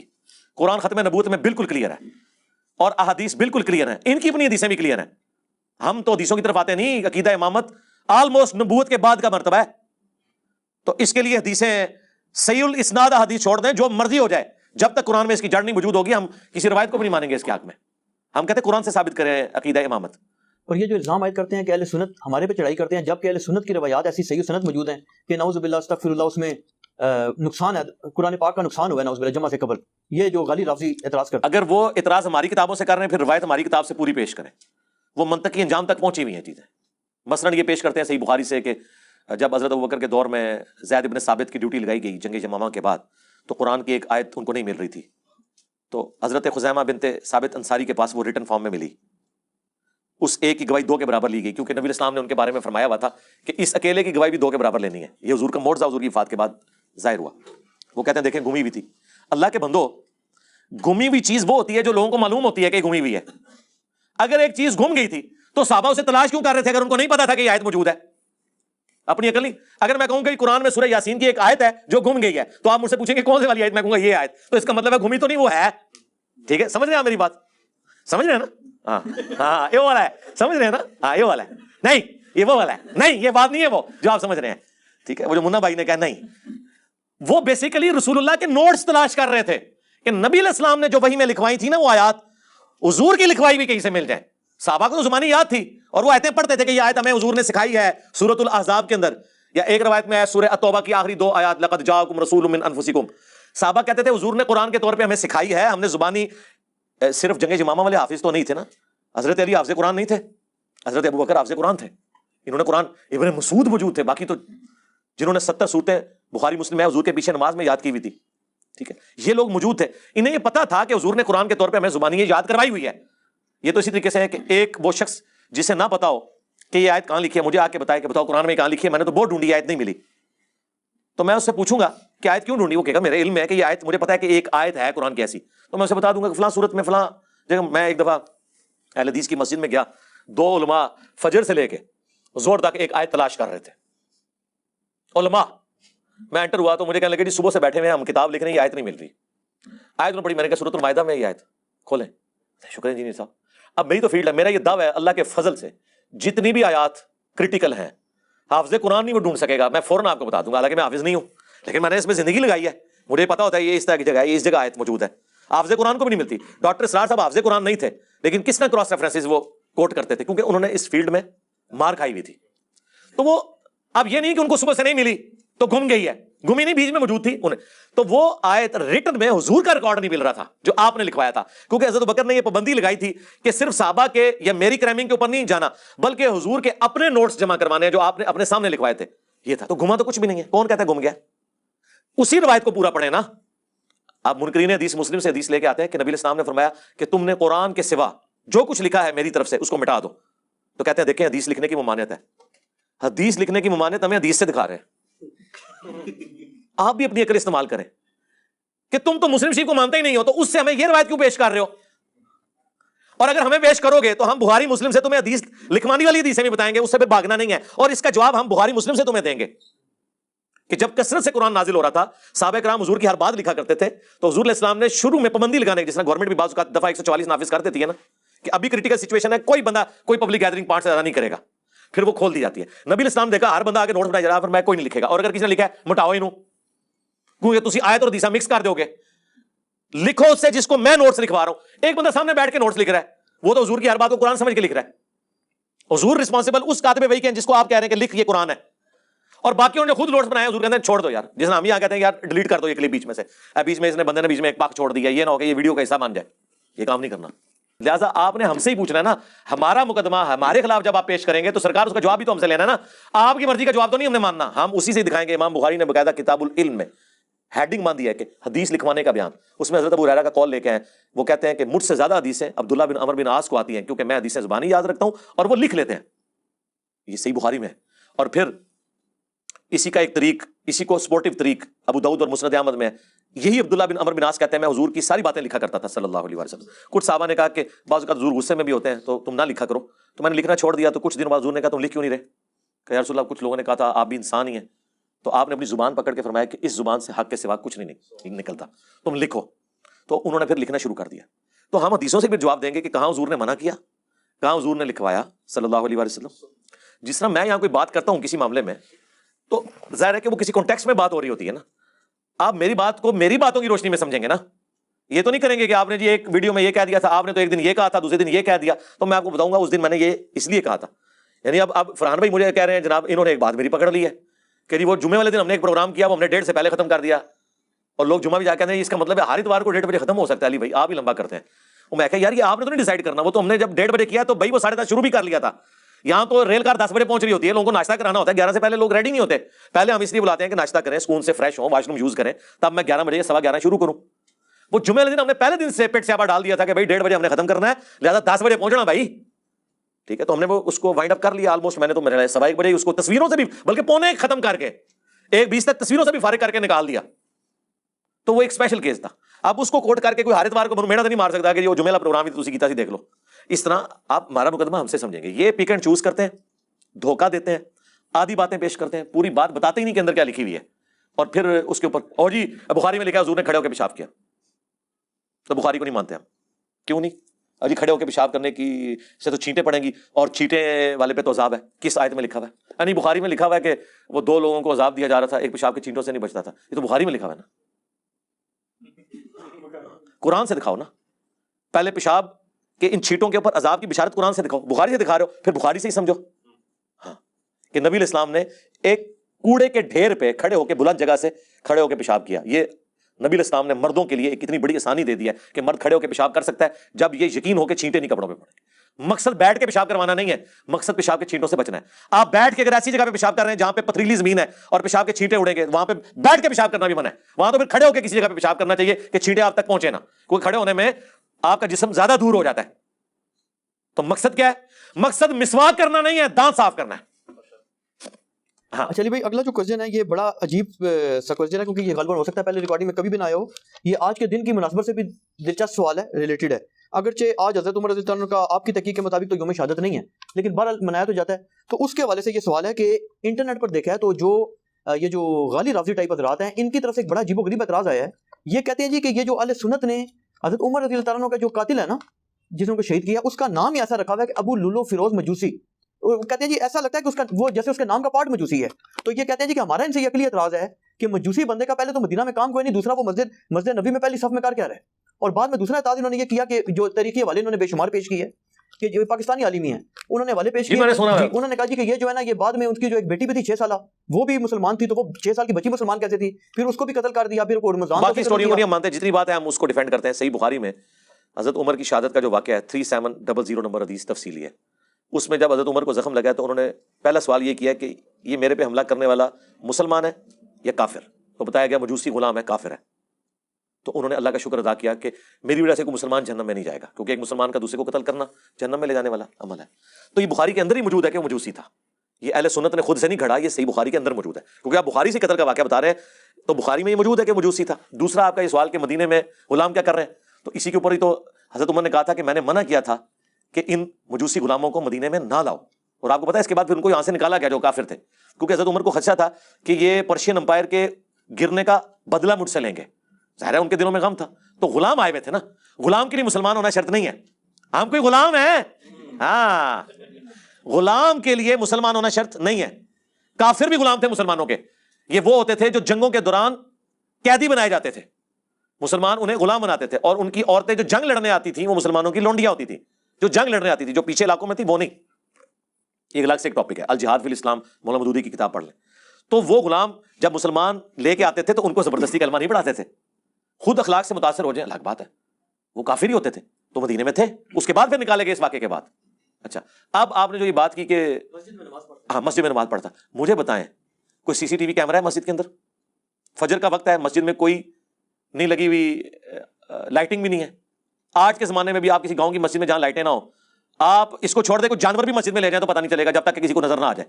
اور مجھے بتائیں فجر کی نماز میں ہزاروں کا مجمع, سینکڑوں نہیں ہزاروں کے مجمع میں آج بھی آپ کس جگہ گھسانا چاہتے ہیں؟ میں کسی پادری کو کسی مسلمانوں کی مسجد میں بھیج دیتا ہوں تو آپ یہ کہیں گے پادری مسجد میں کیسے آ گیا؟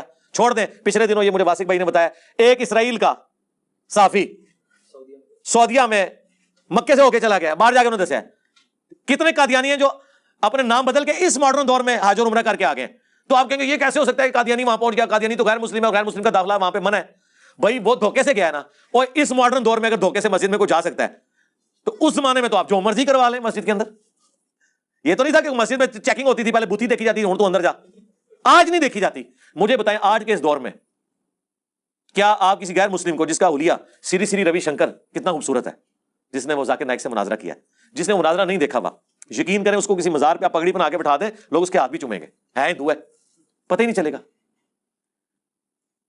ہاں وہ سندور لگا کے بیٹھے گا تو شاید لوگ پہچان لیں, اس کے بغیر تو نہیں پہچانیں گے. تو یہ اعتراض ہی بالکل کتنی غیر علمی باتیں ہیں کہ ہمیں پتہ لگ گیا. اس طرح کے فضول اعتراضات کرتے ہیں. اور جی علی بھائی نے کہا جناب کہ جی وہ اس زمانے میں دروازے نہیں ہوتے تھے, تو دوسری طرف وہ حدیث سناتے ہیں کہ جی باغ کا دروازہ تھا دستک ہوئی. سرکار گھروں کے دروازے نہیں ہوتے تھے, اس لیے تو آیا قرآن میں لکھا ہوا ہے یہ تو کہ جب کسی کے گھر جاؤ تو اجازت مانگ لو. اور ایسے گھر جن میں کوئی آباد نہیں وہاں تم بغیر اجازت کے بھی داخل ہو سکتے ہو, دوسرے گھروں میں اجازت لے کے داخل ہو. بھائی جب دروازہ بند ہے تو اجازت لینے کی ضرورت ہے, اس لیے کہ دروازے بند نہیں ہوتے تھے, دروازے ہوتے ہی نہیں تھے, صرف ایک راستہ ہوتا تھا, اس کے آگے پردہ لٹکا ہوا ہوتا تھا, اور آپ نے اس پردے کے پیچھے اجازت لینی ہوتی تھی اور پھر اندر. اسی لیے کہا گیا اپنے گھر میں بھی داخل ہو تو آپ نے سلام کر کے داخل ہونا ہے. کیوں؟ ورنہ تو دستک ہی کافی ہوتی ہے اٹینٹیو کرنے کے لیے. اس لیے کہ دوسرا بندہ تو اجازت لے کے داخل ہوگا, عام بندے کو اجازت کی ضرورت نہیں, تو السلام علیکم کہہ کے داخل ہو, تاکہ اگر گھر کے لوگ کسی آکورڈ پوزیشن میں ہیں تو اپنے آپ کو پہلے ہی درست کر لیں. تو واقعی اس زمانے میں دروازے نہیں ہوتے تھے, ٹھیک ہے. اسی لیے تو حضور علیہ السلام کے چرپائی کے نیچے وہ کتے کا بچہ چلا گیا تھا, مدینے کا کتا, سگے مدینہ, تو حضرت جبرائیل انٹر نہیں ہو رہے تھے, صحیح مسلم میں آتا ہے. جب نکالا تو حضرت جبرائیل علیہ السلام ہے, اوریجنل سگے مدینہ. ہاں اگر اوریجنل سگے مدینہ کا یہ حال ہے تو اتنے تے سگے مدینہ تے شاہی کوئی نہیں. ہاں اچھا علی بھائی اگلا جو کوشچن ہے نا، یہ بار بار میرے سے پوچھا کہ اب آپ کے ایک بڑے قریبی، آپ کے نام لیے بغیر بات نام کے بغیر آپ کے قریبی شاگرد ہیں، یہ کسی غالی شیعہ وغیرہ کی طرف نہیں، آپ کے اپنے قریبی شاگرد کی طرف ٹھیک ہے جو آپ کے بڑے قریب ہیں، اور وہ آپ کی بات سے انہوں نے یہ فہم لیا ہے، وہ یہ کہتے ہیں کہ انجینئر صاحب کا یہ بیان موجود ہے ریکارڈنگ میں نے نہیں سن رکھا یا شاید بھول رہا ہوں، انہوں نے کہا جی کہ انجینئر صاحب نے فرمایا کہ حضرت ابو بکر رضی اللہ عنہ کا جب حضرت مولا علی علیہ السلام سے جب ملاقات ہوئی ہے، یہ جو ناراضگی کے بعد جو خلافت کا ابتدائی ایشو تھا، تو اس میں حضرت ابو بکر رضی اللہ عنہ شدید رو پڑے ہیں، اور ان کا رونا یہ چیز ظاہر کرتا ہے کہ انہوں نے اس چیز کو ایکسیپٹ کر لیا ہے کہ ہمارے سے معاملہ میں سینڈل ہو گیا، آپ کے ساتھ زیادتی ہو گئی ہے۔ تو وہ کہتے ہیں جی کہ اب انجینئر صاحب سے آپ نے یہ پوچھنا ہے، ریکارڈنگ میں لانا ہے، میں بھی سنوں گا کہ جب انجینئر صاحب فرما رہے ہیں کہ انہوں نے ایکسیپٹ کر لیا کہ ہمارے سے مس ہینڈل ہو گیا ہے، تو ان کو اول تو یہ کرنا چاہیے تھا کفارہ کہ کہتے چلو اب آپ کے حوالے خلافت کر دیتے ہوں، اگر نہیں کی تو اپنے بعد نامینیٹ کر دیتے، کیوں نہیں نامینیٹ کیا؟ اس کا جواب لیکن آدھی بات پیش کر رہے ہیں، یہ وہی ہے جو منکرین حدیث کے سوالات ہیں۔ میں نے جو حدیث بیان کیا اس حدیث میں اس کا جواب بھی موجود ہے، اور وہ میں نے جواب بھی بیان کیا، یہ حدیث قرطاس میں نے مسئلہ 55B میں بیان کیا تھا کہ جب الٹیمیٹلی صلح ہوئی ہے حضرت ابوبکر صدیق رو پڑے۔ کس بات پہ روئے یہ بھی میں نے بتایا، وہ یہ بات نہیں تھی کہ مجھے خلیفہ کیوں نہیں بنایا، یہ تو آپ اپنا لقمہ تو میرے منہ میں نہ ڈالیں۔ اس میں الفاظ ہیں، حضرت علی نے کہا اے ابو بکر، اللہ نے جو آپ کو ہم پہ فضیلت دی ہے، اس امر خلافت میں ہم آپ سے حسد نہیں کرتے۔ آپ کو تو جواب مل گیا ان کے تو بس، لیکن اہل بیت رسول کے ناطے کیا ہمارا یہ رائٹ نہیں تھا کہ اس امر خلافت کے مشورے میں آپ ہمیں بھی شامل کرتے؟ مشورے میں، یہ نہیں کہا کہ مجھے خلیفہ چنتے۔ اور یار مولا علی تو اپنے روحانی باپ سے خلافت نہیں مانگ رہا، رسول اللہ صحیح بخاری میں ہے، حضرت عباس نے کہا کہ میں بنو ہاشم کے چہرے موت کے وقت پہچانتا ہوں، اور حضور کی شکل مبارک سے مجھے لگ رہا ہے کہ اب یہ زندہ نہیں رہیں گے، آؤ ہم خلافت مانگ لیتے ہیں۔ تو حضرت علی نے کہا کہ میں کبھی بھی رسول اللہ سے خلافت نہیں مانگوں گا، کیونکہ اگر حضور نے ہمیں انکار کر دیا تو حضور کی امت کبھی بھی بنو ہاشم کو خلیفہ نہیں چنے گی۔ حضرت علی کو یہ بھی پتا تھا حضور انکار کر دیں گے، پھر چوتھا خلیفہ بھی نہیں سی ہونا مولا علی نے، ٹھیک ہے۔ مولا علی نے تو حضور سے خلافت نہیں مانگی ہے، تو انہوں نے حضرت ابوبکر سے کہنا تھا، تو بات ہی بالکل غلط ہے۔ اس میں موجود ہے ہم آپ سے حسد نہیں کرتے، کیونکہ بخاری میں حدیث ہے کہ کوئی خواہش کرنے والا خواہش کرے گا، لیکن اللہ اور میری امت ابو بکر کے علاوہ کسی پہ راضی نہیں ہوگی۔ اب اس جملے کے اندر کیا حکمت چھپی تھی وہ حضور کی وفات کے بعد ظاہر ہوئی کہ حضرت ابو بکر کی خلافت کے اوپر لوگ اکٹھے ہو گئے، حالانکہ مانگنے والے نے مانگی تھی خلافت، کس نے؟ سعد ابن عبادہ نے۔ مولا علی کا ذکر نہیں جو ہو رہا، آپ سمجھو مولا علی درویش بندہ سی، اور دوسرا مولا علی کو ضرورت نہیں تھی خلافت کی۔ میرے بھائی رسول اللہ کے گھر والے جو ہیں وہ تو کنگ میکر ہوتے ہیں، ان کو خود کنگ بننے کی کیا ضرورت ہے؟ جس کا سب سے بڑا ثبوت اس حدیث میں یہ ہے کہ بخاری مسلم میں حدیث موجود ہے، حضرت علی نے پیغام دے کے ابو بکر کو اپنے گھر بلوایا ہے۔ سرکار ذرا امیجن کریں، کوئی چھوٹا ہے بڑے کو کہہ سکتا ہے کہ مجھے یعنی آپ کہہ سکتے ہو کہ سٹنگ پرائم منسٹر کو کہ آؤ مجھے آ کے گھر میں ملو، سوائے اس کے کہ آپ کنگ میکر ہو۔ تو حضرت ابو بکر سمجھتے تھے کہ رسول اللہ کے گھر والے ہیں، ان کا صدقہ ہی ہمیں یہ سب کچھ ملا ہوا ہے۔ یہ صدقہ وہ بریلویوں اور شیعوں والا نہیں، یعنی ان کی وجہ سے، اس گھرانے کی برکت سے اللہ نے ان کو چنا ہے نبوت کے لیے، ان کی وجہ سے ہم یہ فیسلٹی ویل کر رہے ہیں۔ اسی لیے بخاری میں الفاظ ہیں، محمد کے قرب کو آل محمد کے قرب میں تلاش کرو، حضرت ابو بکر کا قول ہے، اور امام بخاری نے اس کو حسن و حسین کے چیپٹر میں لیا ہے، امہات المومنین کے چیپٹر میں نہیں لیا۔ حضرت ابو بکر بھی کہہ رہے ہیں جس نے حضور کے قریب ہونا ہے نا، بس حضور کے گھر والوں کو راضی کر لو۔ یار حضرت ابو بکر صدیق رضی اللہ تعالیٰ عنہ ہو تو اللہ رسول کے قریب ہونے کے لیے حضرت فاطمہ کی خوشنودی چاہتے ہیں، مولا علی کی خوشنودی چاہتے ہیں۔ کبھی صحابہ کرام نے اپنے آپ کو اہل بیت کے مقابلے پہ دیکھا نہیں ہے۔ میرا چیلنج ہے، یہ جب یہ کمپیریزن کرانا شروع کرتے ہیں نا، فلانے دا پہلا نمبر، فلانے دا چوتھا نمبر، فلانے دا تیسرا، یہ آپ نمبرنگ ضرور لگائیں، اہل بیت کو سائڈ پہ کریں۔ میں آپ سے سوال پوچھتا ہوں، آپ ابو بکر کی جگہ پہ ہوں، حضور نے آپ کو کلمہ پڑھا کے مسلمان کیا ہو، کیا آپ کبھی یہ جرت بھی کریں گے حضور کی بیٹی کو اپنے مقابلے پہ اس حوالے سے کھڑا کرے کہ میں سے بہتر ہوں؟ کانوں کو ہاتھ لگائیں گے آپ کہیں گے یار اس کے باپ نے مجھے مسلمان کیا، ٹھیک ہے، یہ جنتی عورتوں کی سردار حضور کی بچی، اور یہاں تک حضور کہہ رہے ہیں کہ فاطمہ میرے جگر کا ٹکڑا ہے، جس نے اسے تکلیف دی اس نے مجھے تکلیف دی۔ اتنی باتیں سننے کے بعد آپ فاطمہ کے ساتھ اپنے مرتبے کو کمپیریزن کریں گے؟ آپ بے شک کرتے رہے، حضرت ابو بکر نے کبھی جرت نہیں کی کہ میں فاطمہ سے بہتر ہوں، میں علی سے بہتر ہوں، میں خدیجہ سے بہتر ہوں۔ ان کے دماغوں میں یہ فطور ہوتے ہی نہیں تھے، وہ تو اہل بیت رسول کو رسول اللہ کے قرب اور اللہ کے قرب کا ذریعہ سمجھتے تھے، وہ تو چوزن پیپل آف گاڈ ہیں اہل بیت رسول۔ دیکھیں نا نماز میں آپ ان پہ درود پڑھ رہے ہیں، اللہم صلی علی محمد وعلی آل محمد، صحابہ پہ نہیں پڑھ رہے۔ بعض ناسبیوں نے آل محمد سے مراد کہا کہ آل کا ترجمہ ہوتا ہے والا، جس طرح قرآن میں ہے آل فرعون، تو اس سے مراد ہے فرعونی، اور آل موسیٰ، تو آل محمد سے مراد ہے نبی کے سارے ساتھی۔ ہم نے کہا رکو ذرا، صبر کرو، رسول اللہ سے بھی پوچھ لو۔ بخاری کے الفاظ ہیں، یا رسول اللہ ہم آپ پر اور آپ کے اہل البیت پر کیسے درود پڑھیں؟ تو آپ نے کہا پڑھو اللہم صلی علی محمد وعلی آل محمد کما صلیت علی ابراہیم وعلی آل ابراہیم انک حمید مجید۔ اور میں یعنی اس حوالے سے غامدی صاحب نے تو دلیل نہیں پیش کی۔ غامدی صاحب سے جب سوال ہوا نا، مجھے تھا کہ غامدی صاحب کہیں ڈنڈی نہ ماریں، کیونکہ ان میں تھوڑی بہت مجھے بعض اوقات فیل ہوتا ہے وہ ناسبیت والا ایلیمنٹ، میں نہیں کہتا وہ ناسبی ہے۔ تو انہوں نے کلیئر کٹ، انہوں تو خیر دلیل کے بغیر ہی بات کرنی ہوتی ہے نا، اپنا موقع بھی دینا ہوتا ہے۔ تو ان کے معنی انہوں نے کہا یہ تو آؤٹ آف کوسچن ہے. وہ سوال پوچھا آل محمد میں کیا وہ, انہوں نے کہا یار یہ تو آؤٹ آف کوسچن ہے, آل محمد سے مراد حضور کے گھر والے ہیں, صحابہ کرام کہاں سے ہو گئے آل محمد؟ حالانکہ وہ چاہتے تو کہتے قرآن میں ہی لکھا ہوا ہے. تو میرا کلپ آ جاتا غامدی صاحب, رکو ذرا صبر کرو, رسول اللہ سے بھی پوچھ لو. صحابہ کہہ رہے ہیں آپ اور آپ کے اہل البیت پر کیسے درود پڑھیں؟ تو کیا حضرت ابوبکر کا کبھی دعویٰ ہے کہ ہم اہل البیت ہیں؟ حضرت عمر کا یہ دعویٰ ہے؟ حضرت عمر تو خود ام کلثوم کا رشتہ حضرت علی سے مانگ رہے ہیں کہ قیامت کے دن میرا رشتہ اہل البیت سے نکلا ہے. اب مجھے بتائیں اس کے بعد آپ یہ کس طرح کہہ دیں کہ حضرت عمر اپنے آپ کو حضرت علی سے افضل مانتے ہوں گے؟ یار جو ان کی بچی کا رشتہ اس لیے مانگ رہا ہے کہ میری بھی نسبت تمہارے نال جڑ جائے, تو آپ کو یہ وسوسہ بھی کیسے آ گیا کہ حضرت ابوبکر عمر اہل البیت سے اپنے آپ کو بہتر سمجھتے ہوں گے؟ میں اپنی کو ورڈکٹ نہیں دے رہا, میں آپ کو logical think out of box کرنے پہ کہہ رہا ہوں کہ آپ صحابہ اور اہل بیت کو کمپیئر نہ کیا کریں. اہل بیت کے ساتھ کوئی بھی کمپیئر نہیں ہو سکتا, وہ حضور کے گھر والے ہیں. آپ اپنے آپ کو رکھ کے دیکھیں کہ آپ گمراہ ہوں اور آپ ایک نبی کا کلمہ پڑھ کے مسلمان ہوں تو آپ یہ بازو اوپر کر کے نبی کے گھر والوں کا مقابلہ کرنا شروع کر دیں گے؟ نہیں, آپ تو یہ کہیں گے کہ بس نبی کے گھر والوں کی شفاعت مجھے قیامت والے دن مل جائے, میں نبی کے گھر والوں کو خوش کروں, حضور خوش ہو جائے. اور یہی تو حضرت ابوبکر نے کہا کہ محمد کے قرب کو, آل محمد کے قرب میں تلاش کرو. اور امام بخاری نے اس کو امہات المومنین کے چیپٹر میں نہیں ڈالا, حسن حسین کے چیپٹر میں ڈالا ہے. قلعہ ہی ٹھوک چھڑیا انہوں نے. اور اگلی بات سنیں جو میں نے بڑی ایک ٹروتھ ریویلنگ, مشکات شریف آپ کھولیں, 3 جلد میں صحابہ کے فضائل کے چیپٹر ہیں.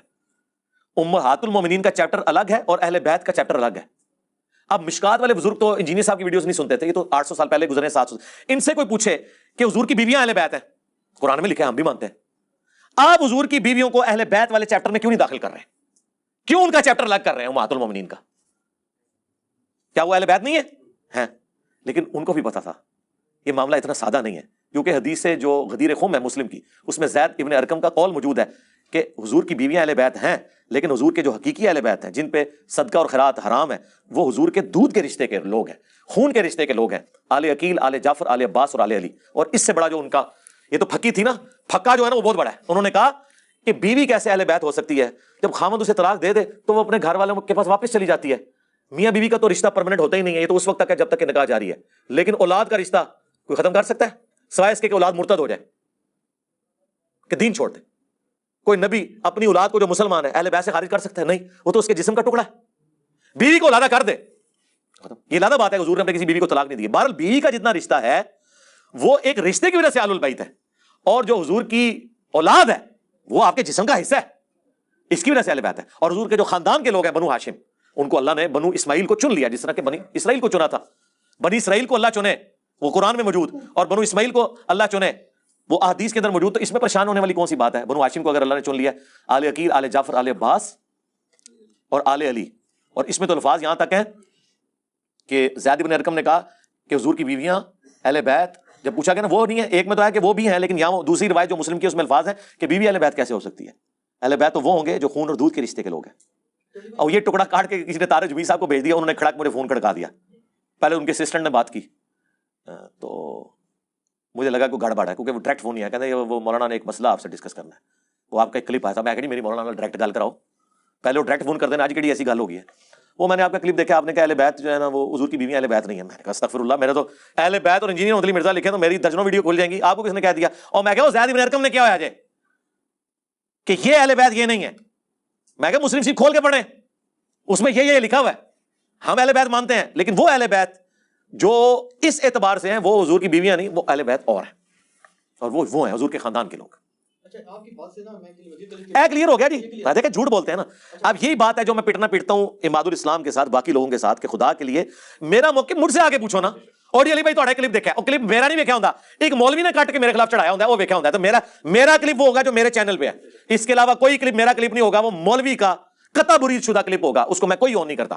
اچھا علی بھائی, جو آپ نے ابھی فرمایا نا, یہ جو زید بن ارقم رضی اللہ عنہ والی حدیث بتائی ہے, یہ پچھلے دنوں نا ایک مذاکرہ ہو رہا تھا نا, ایک غالی رافضی کا اور ایک اہل سنت کا, تو انہوں نے یہی بات کی, اس نے معصومیت وغیرہ کا عقیدہ جو ثابت کرنے کی کوشش کی نا, اس میں یہ دلیل پیش کی نا, یہی آیت انما یرید اللہ لیذهب عنکم الرجس اہل البیت ویطہرکم تطہیرا. تو اس نے کہا جی رجس جو ہے نا, رجس سے یہ پاک ہیں. تو اس نے کہا یار تم پچھلا کنٹیکسٹ تو سارا پڑھو نا. اور مفتی صاحب بھی یہی بات کیا کرتے تھے, وہ مفتی صاحب قرآن بالکل واضح ہے, نبی اسلام کی بیویوں کے بارے میں اس نے آگے سے یہ کہا, اس نے کہا یہ جو حدیث ہے, حدیث کلیئر ہے کہ یہ بیویاں شامل نہیں ہیں جو رجس سے پاک ہیں, اور جو ترتیب تو بتا رہا ہے, ترتیب تو تمہارا بھی موقف ہے کہ ترتیب تو یہ وہ ہے ہی نہیں جس پر قرآن نازل ہوا ہے, ہم تو اس کو ترتیب کو مانتے ہی نہیں ہیں. نہیں, یہ وہی ہے جناب والا, یہ ہے وہ ذرائع جوڈیشری میں جائیں گے, یہ بھاگ جائیں گے.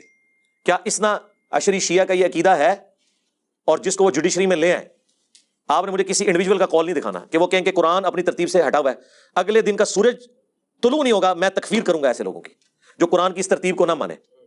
یہ لوح محفوظ میں ہے, رہ کی ترتیب نزولی، اس سے کس کو انکار ہے؟ لیکن یہ نہیں ہوا کہ قرآن کو توڑ موڑ دیا گیا. اگر یہ توڑا موڑا ہے تو خود رسول اللہ اور اللہ نے کیا ایسا، کیونکہ قرآن کی حفاظت کا ذمہ کس کے ہے؟ اللہ. تو اللہ نے جہاں بہتر سمجھا آیت رکھی وہ اسی کانٹیکسٹ میں. یہ خام خواہ جھگڑا ہے. قرآن بالکل اپنے مقدمے کے اندر واضح ہے.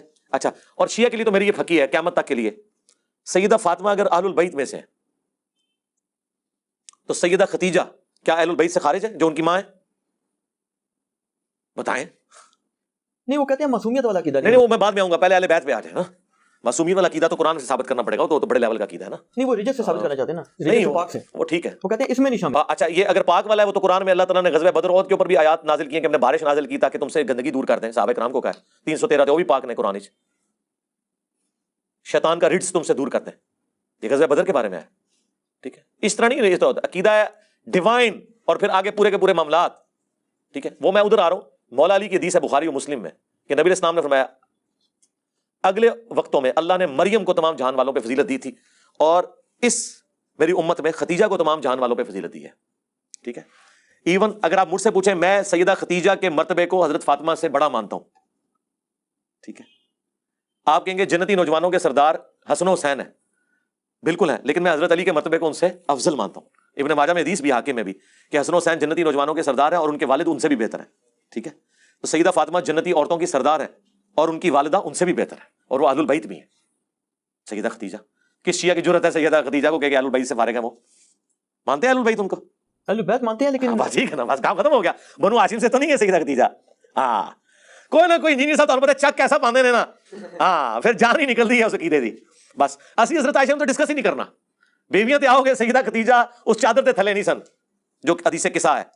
ہاں سیدہ ختیجہ اگر اہل بیت ثابت ہے نا ان کے نزدیک، جبکہ وہ آل علی، آل عقیل، آل جعفر، آل عباس اور بنو ہاشم میں نہیں آتی ہیں. حضور کی بیوی ہونے کی وجہ سے آل البیت ہے نا، تو بس باقی بیویاں بھی آل البیت ہو گئی، بات ختم ہو گئی. اصول ایک کھڑا کرنا ہوگا نا. ہاں یہ پکی ہے جناب، اللہ فضل پھکا ہے، بلکہ پکی نہیں پھکا. یہ اگلا ورژن آ گیا جی، جس طرح خطرناک کا اگلا ورژن تھا خطرے ناک. ولی بھائی جو لاسٹ کویشچن کا آپ نے آنسر دیا تھا نا، اس میں ایک اور گزارش میں ذہن میں آ گئی ہے. وہ ایک بندے نے مجھے یہ بھیجی تھی تصویر نا، جو ترجمہ ہے نا، اس نے کہا تھا جی کہ اس میں جو لفظ آتے ہیں نا کہ حضرت مولا علی نے فرمایا کہ ہم اس امر خلافت میں مشورے کو اپنا حق سمجھتے تھے. تو وہ کہتا ہے یہ میں نے بعد میں جب غور کیا تو عربی میں یہ لفظ نہیں ہے مشورے کو، بلکہ اس میں یہ ہے کہ ہم اس امر خلافت کو اپنا حق سمجھتے تھے. اچھا اگر اپنا حق سمجھتے تھے، ایک منٹ سرکار ایک منٹ، اگر وہ اپنا حق سمجھتے تھے تو پھر صلح کیوں کر لی اور بیعت کیوں کر لی؟ اس کی تو دلیل یہ دیتے ہیں نا، وہ کہتے ہیں جی ان کی ذمہ داری تو نہیں تھی، جیسے نبی کی ذمہ داری تو نہیں ہے لوگوں کو ہدایت پہ لانا. نبی کی ذمہ داری لوگوں کو ہدایت پہ لانا نہیں ہے، لیکن یہ اناؤنسمنٹ تو کرنا ہے نا کہ میں نبی ہوں اور مجھے مانو. حضرت علی نے کب خلفائے ثلاثہ کے زمانے میں یہ کہا ہے کہ میں اللہ کا خلیفہ ہوں، میں منصوص من اللہ ہوں، میں خلیفہ بلا فصل ہوں. ابو بکر کو پولیٹیکل لیڈر مانو اور باقی جو سارے معاملات ہیں وہ میں لے کے چلوں گا. دکھائیں نا کبھی انہوں نے دعویٰ کیا وہ تو تینوں خلفاء کے ساتھ رہے. اور ناج البلاغہ سے ہم نے جو خطبات پیش کیے ہیں، ٹھیک ہے، وہ حضرت عمر کے بارے میں جنگ قادسیہ میں جانے سے جو روکا، رومن امپائر کے خلاف جانے سے روکا، وہاں تو فلاں کے الفاظ بھی نہیں، عمر بن خطاب موجود ہے. اس میں تو الفاظ ہیں کہ حضرت عمر جب پریشان ہوئے نا، کیونکہ انہوں نے ارادہ کیا تھا قادسیہ میں خود لڑوں گا کیونکہ سپر پاور کے خلاف جنگ ہے، تو حضرت علی نے کیا کہا کہ اگر تم قتل ہو گئے تو مسلمانوں کی جمعیت بکھر جائے گی. اور اللہ کا وعدہ ہے قرآن میں سورہ نور کی آیت نمبر 55 کہ اللہ نے خلافت اسٹیبلش کرنی ہے اہل ایمان کے لیے، تو تم یہیں رہو. اگر قادسیہ میں ہم نے شکست کھا لی تو ہم اپنی فوجوں کو واپس بلا لیں گے اور پھر دوبارہ سے حکومت تیار کر کے بھیجیں گے، لیکن اگر تم مارے گئے تو پھر پیچھے عرب کا شرادہ بکھر جائے گا. وہ تو اس لیول کی گفتگو کر رہے ہیں. اچھا ایک اعتراض یہ کیا جا رہا ہے جی کہ اہل سنت کا جو قدیم کتابوں سے اور پریکٹیکل جو ریالٹی سے عقیدہ ثابت ہے نا خلیفہ کے قیام کا، وہ یہ ہے کہ یہ حضرات ایک تو حضرت ابوبکر رضی اللہ عنہ والا طریقہ ہے کہ اس علاقے کے جو جیت ترین شخصیات ہیں ان میں سے چند چن لیں. دوسرا یہ ہے جی کہ جو خلیفہ ہے وہ دوسرے کو نامینیٹ کر دے، وہ چینج ہو گیا. تیسرا یہ ہے کہ کمیٹی بنا دی جائے، وہ چینج کر لے. اور چوتھا طریقہ وہ کہتے ہیں جی کہ ان کی قدیم کتابوں میں دیا ہوا ہے، جس کا وہ کہتے ہیں کہ حضرت عبداللہ بن عمر کا بھی حوالہ دیتے ہیں سلطان کہ وہ تلوار کے زور پہ ڈٹا چلے. اور اس میں دلیل ایک انہوں نے یہ دی، وہ کہتے ہیں جی کہ جس وقت ہرا کا واقعہ ہوا نا، واقعہ ہرا، تو اس میں شدید ترین مظالم کیے یزید کی فوج نے، انتہا کر دی ظلم کی. تو اس میں حضرت عبداللہ بن عمر چلے گئے اور عبداللہ بن مطیع غالباً نام بتائے تھے. بخاری مسلم دونوں میں. وہ کہتے ہیں وہ شخص وہ تھا کہ جو بیچارہ جہاد کی طرف لوگوں کو اکسا رہا تھا اور اس کو جا کر کہا کہ تیرا جو ہے اشر بڑا برا ہوگا، تو یزید کی بغاوت کر رہا تھا. ہاں تو عبداللہ بن عمر کے اس موقف کے خلاف میری ویڈیو ہے. نہیں، وہ کہتے ہیں سنت کا موقف ہے کہ ڈنڈا چل سکتا ہے. نہیں ایک منٹ، پہلی بات ہے کہ عبداللہ ابن مطیع بھی تو صحابی تھے نا جی، ٹھیک ہے نا، وہ کو غیر صحابی تو نہیں. ان کو گھٹی نبی الاسلام نے خود دی ہوئی ہے. عبداللہ بن عمر بھی صحابی ہیں، وہ بھی صحابی ہیں، دونوں کا اپنا اپنا موقف ہے. ہم عبداللہ بن عمر کے موقف کو صحیح نہیں سمجھتے، ہم عبداللہ ابن مطیع کو صحیح سمجھتے ہیں، کیونکہ انہوں نے کہا کہ ایک ہی وجہ تھی خاموش رہنے کی کہ چلو یار ان کو حکومت ملی ہے تو یہ اپنے معاملات لے کے چلیں گے، شاید وقت کے ساتھ سلجھ جائیں. انہوں نے اب حسین کو بھی قتل کر دیا. تب بیعت توڑوائی تھی انہوں نے. بخاری مسلم دونوں میں آتا ہے. انہوں نے کہا کہ اب بھی کیا چیز رہ گئی ہے, تو واقعہ ہرا ہوا. تو ہم عبداللہ بن مطیع صحابی کو صحیح سمجھتے ہیں, عبداللہ بن عمر کے موقع کو غلط سمجھتے ہیں. پھر دوسری بات, عبداللہ بن عمر کی اگر ہمیں کسی نے دھونس لگانی ہے, یا حنفیوں کو دھوکہ لگ گیا یا کسی اور کو دھوکہ لگ گیا, اور وہ کہتے ہیں تلوار کے زور پہ جو بھی آ جائے آپ نے اس کی اطاعت کرنی ہے, تو پہلے عبداللہ بن عمر سے بھی تو پوچھ لیں کہ اس فتوے پہ قائم بھی رہے ہیں کہ نہیں. ہاں, آپ ان کے اس زمانے کی بات کر رہے ہیں جس زمانے میں ان کا موقف وہ تھا. مرتے وقت ان کا موقف کیا ہے؟ مرتے وقت ان کا یہ موقف ہے کہ مجموع الزوائد میں, المستدرک للحاکم میں, طبرانی میں اور کتابوں میں موجود ہے کہ عبداللہ بن عمر کہا کرتے تھے کہ مجھے زندگی میں نماز, روزہ, حج, زکوٰۃ کسی معاملے میں کوئی غم نہیں کہ میں نے چھوڑا ہو, سوائے ایک چیز کے کہ میں نے علی کے ساتھ مل کر فیہ باغیہ کے خلاف قتال کیوں نہیں کیا. تو یہ عبداللہ بن عمر آخری وقت میں روتے تھے. اور بخاری میں آتا ہے کہ ان کو نیزہ مروایا تھا حجاج بن یوسف نے, ان کو قتل کروایا تھا بنو امیہ نے. جس بنو امیہ کی انہوں نے پوری زندگی یعنی کہہ لیں سپورٹ کی, انہوں نے ہی ان کو مروا دیا. تو آخری وقت میں ان کو سمجھ آ گئی تھی. لہٰذا اب آخری وقت میں جب ایک بندے کو سمجھ آ گئی, اس کو پرانی باتوں کا حوالہ دے کے ٹونٹ کیا جا سکتا ہے. اس زمانے میں انہوں نے جب مان لیا کہ اس زمانے میں میں نے غلط کیا ہے, رجوع ہی ہو گیا نا جی, سب سے بڑی بات ہے. تو لہٰذا ہم اس بات کو صحیح مانتے ہی نہیں ہیں. اچھا, دوسری بات, حنفیوں سے یہ کہیں کہ اگر قدیم فقہا کی کتابوں میں یہ, اور آپ اس سلطے کو مانتے ہیں, تو قدیم فقہا کی کتابوں میں یہ بھی لکھا ہوا ہے کہ بیت المال سے جو تقسیم ہے وہ حضرت ابو بکر عمر کے طریقے پہ ہوگی, حضرت عثمان کے طریقے پہ نہیں ہوگی. یہ وہ ٹروتھ ریویل ہے جو عامر عثمانی نے کیا تھا خلافت و ملوکیت کے خلاف کتاب لکھتے ہوئے, دفاع لکھ دیا پورا. حنفیہ نے جو انہیں پھر ناکو چنے چبوائے نے نا, انہیں کیا مندسو تواڈی فقہ کی کتابوں میں کیوں لکھا ہوا ہے کہ مال غنیمت خلیفہ وقت حضرت ابو بکر اور عمر کے طریقے پہ تقسیم کرے گا, حضرت عثمان کے طریقے پہ نہیں کرے گا. تم مودودی کو تو کہتے ہو کہ انہوں نے حضرت عثمان کے بارے میں بات کی, تمہاری فقہ کی اسٹیبلش کتابوں میں لکھا ہوا ہے کہ مال غنیمت کی تقسیم جو ہے وہ حضرت عثمان کے طریقے پہ نہیں ہوگی. تو پھر کوئی گڑبڑ تو ہوئی ہے نا, وہ بخاری میں لکھی ہوئی ہے گڑبڑ. ان گورنروں کی شکایت حضرت علی کے پاس لوگ لے کے آئے, تو حضرت علی نے وہ محمد بن حنفیہ کو بھیجا تھا کہ جاؤ عثمان کو یہ رسول اللہ کا صحیفہ بھیجو جس میں انہوں نے بتایا اس طرح تقسیم ہونا ہے. تو حضرت عثمان نے کہا کہ ہمیں اس کی حاجت نہیں ہے. تو محمد بن حنفیہ جب واپس آئے, کہا ابا جی انہوں نے واپس کر دیا. تو حضرت علی نے کہا ٹھیک ہے ادھر ہی واپس رکھ دو, یعنی میرا کام تو صرف پہنچانا تھا نا. تو محمد بن حنفیہ نے یہ حدیث اس وقت سنائی, صحیح بخاری میں آتا ہے, جب ان کو کسی نے کوئی بات کی نا اس حوالے سے کہ تم لوگ تو مخالفین عثمان ہو, علی کے بیٹو. تو انہوں نے کہا میرے باپ نے اگر عثمان کی مخالفت کرنی ہوتی تو اس دن کرتا جس دن اس نے رسول اللہ کی تحریر واپس کر دی تھی. اس دن میرے باپ نے عثمان کو کچھ نہیں کہا اور تحریر چپ کر کے واپس رکھوا دی. تو بعد میں تم یہ کہتے ہو کہ میں عثمان کو اس نے کچھ کرنا تھا. یہ پھکی دی تھی انہوں نے, پھکا دیا بلکہ محمد بن حنفیہ نے اس زمانے کے ناسبیوں کو. ٹھیک ہو گیا. اچھا, ایک سوال بھیجا جی کہ اولی الامر کے بارے میں آپ کا یہ موقف ہے کہ اس سے مراد حکمران ہے, اور آپ کا کیا تمام اہل سنت کا یہ موقف ہے اطیعوا اللہ واطیعوا الرسول اولی الامر منکم. تو وہ کہتے ہیں جی کہ آپ اولی الامر کو تو بتا رہے ہیں کہ یہ مراد ہے, پہلے آپ یہ تو بتائیں کہ قرآن میں امر سے کیا مراد ہے, اللہ کے امر سے قرآن میں کیا مراد ہے. پھر وہ اس سے اگلی کلوریل ایڈ کرتے ہیں, وہ کہتے ہیں جی کہ آپ یہ بتائیں کہ آپ کے نزدیک تو حکمران اس کا ہے, چاہے وہ یزید ہو, چاہے حجاج بن یوسف ہو, چاہے آج کل جیسے حکمران ہو, شرابی ہو, بدکار ہو, بدماش ہو. تو وہ کہتے ہیں جی کہ اللہ کا امر نعوذ باللہ وہ ایسے حکمران نافذ کریں گے. اس سے وہ پھر موقف لاتے ہیں جی کہ حکمران کا ضروری ہے کہ وہ معصوم ہو, تو اللہ کا امر جو ہے وہ معصوم کے علاوہ نافذ ہی نہیں ہو سکتا. اگر یہی بات ہے تو پھر صلح حسن کدھر جائے گی؟ اب ہمیں تو ناسبیوں سے بھی مقدمہ لڑنا پڑتا ہے اور رافضیوں سے بھی لڑنا پڑتا ہے. صلح حسن کدھر جائے گی؟ صلح حسن اس بات کا ثبوت ہے, اور صلح حسن کو ہم سنیوں کی طرح نہیں مانتے, ہم اس کو ایک پیس ٹریٹی سمجھتے ہیں. اور صلح حسن صرف اس دن تک تھی جس دن تک انہوں نے حضرت حسین کو شہید نہیں کیا تھا. حضرت حسین کو شہید کرنا, جس طرح صلح حدیبیہ توڑ دی تھی نا مشرکین عرب نے, انہوں نے صلح حسن اس دن توڑ دی جب حسن کے چھوٹے بھائی کو انہوں نے مار دیا. آج کی ڈیٹ میں صلح حسن منسوخ ہے, لیکن جس ایرا میں, جس ایرا کے اندر وہ اپلائی تھی, اس میں حضرت حسن نے معاویہ بن ابی سفیان رضی اللہ تعالیٰ کے ساتھ جو کمپرومائز کیا, تو اس میں انہوں نے کیوں ان کو اجازت دی کہ وہ اللہ کے امر کو نافذ کریں.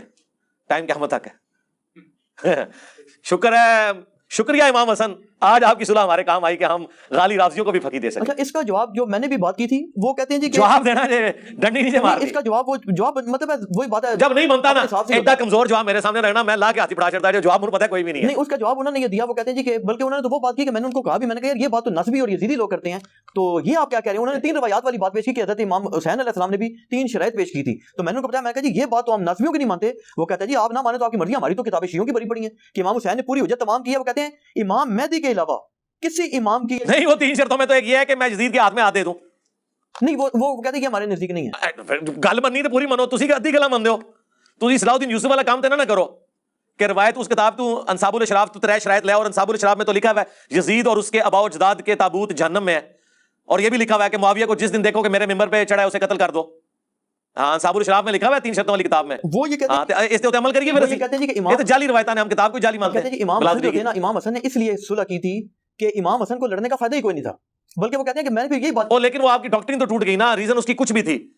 ٹھیک ہے. ہاں امام حسین بھی تو، امام حسین کو لڑنے کا کیا فائدہ ہوا ہے؟ ایک منٹ، امام حسین کو لڑنے کا کیا فائدہ ہوا دنیاوی طور پہ کہ انہوں نے حکومت حاصل کر لی؟ وہ کہتے ہیں انہوں نے پوری کوشش کیا کہ میں نہ لڑوں. کنہوں نے؟ وہ کہتے ہیں سوائے امام مہدی کے ہمارے شیعہ مذہب کے مطابق کسی امام کی ڈیوٹی نہیں ہے کہ وہ لازمی بزور طاقت کرے.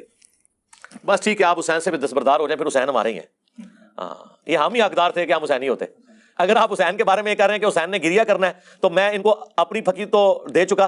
سید جواد نقوی صاحب نے کہا ہے کہ میں نے اس شیعت میں یعنی آنکھ کھولی، یا میں نے اس شیعت کو پایا جس میں حسین ایک ایسا مظلوم بابا ہے جو کونے میں بیٹھا ہوا رو رہا ہے. لیکن جب حسین کو پڑھا تو پتا چلا کہ یہ مظلومیت کا نام نہیں ہے، دلیری کا نام ہے. بس میں یہی کہوں گا اس کے اوپر کہ تم نے حسین کو سمجھا ہی نہیں ہے، جس طرح کرسچنز نے جیزس کرائسٹ کو نہیں سمجھا. ٹھیک ہے، تم نے حسین کو نہیں سمجھا. اچھا آخری سوال ہے جی. آخری سوال یہ ہے کہ حضرت عبداللہ بن عمر رضی اللہ تعالیٰ عنہ اور حضرت عمر رضی اللہ تعالیٰ عنہ دونوں نے صحیح مسلم کی حدیث کے مطابق بالاتفاق یہ چیز تسلیم کی کہ کسی بھی چرواہا کے لیے، چاہے وہ اونٹوں کا ہو چاہے بھیڑوں کا ہو، یہ چیز جائز نہیں ہے کہ وہ جنگل میں ان کو کسی کی نگرانی کے بغیر چھوڑے، وہ تباہ برباد ہو جائیں گے.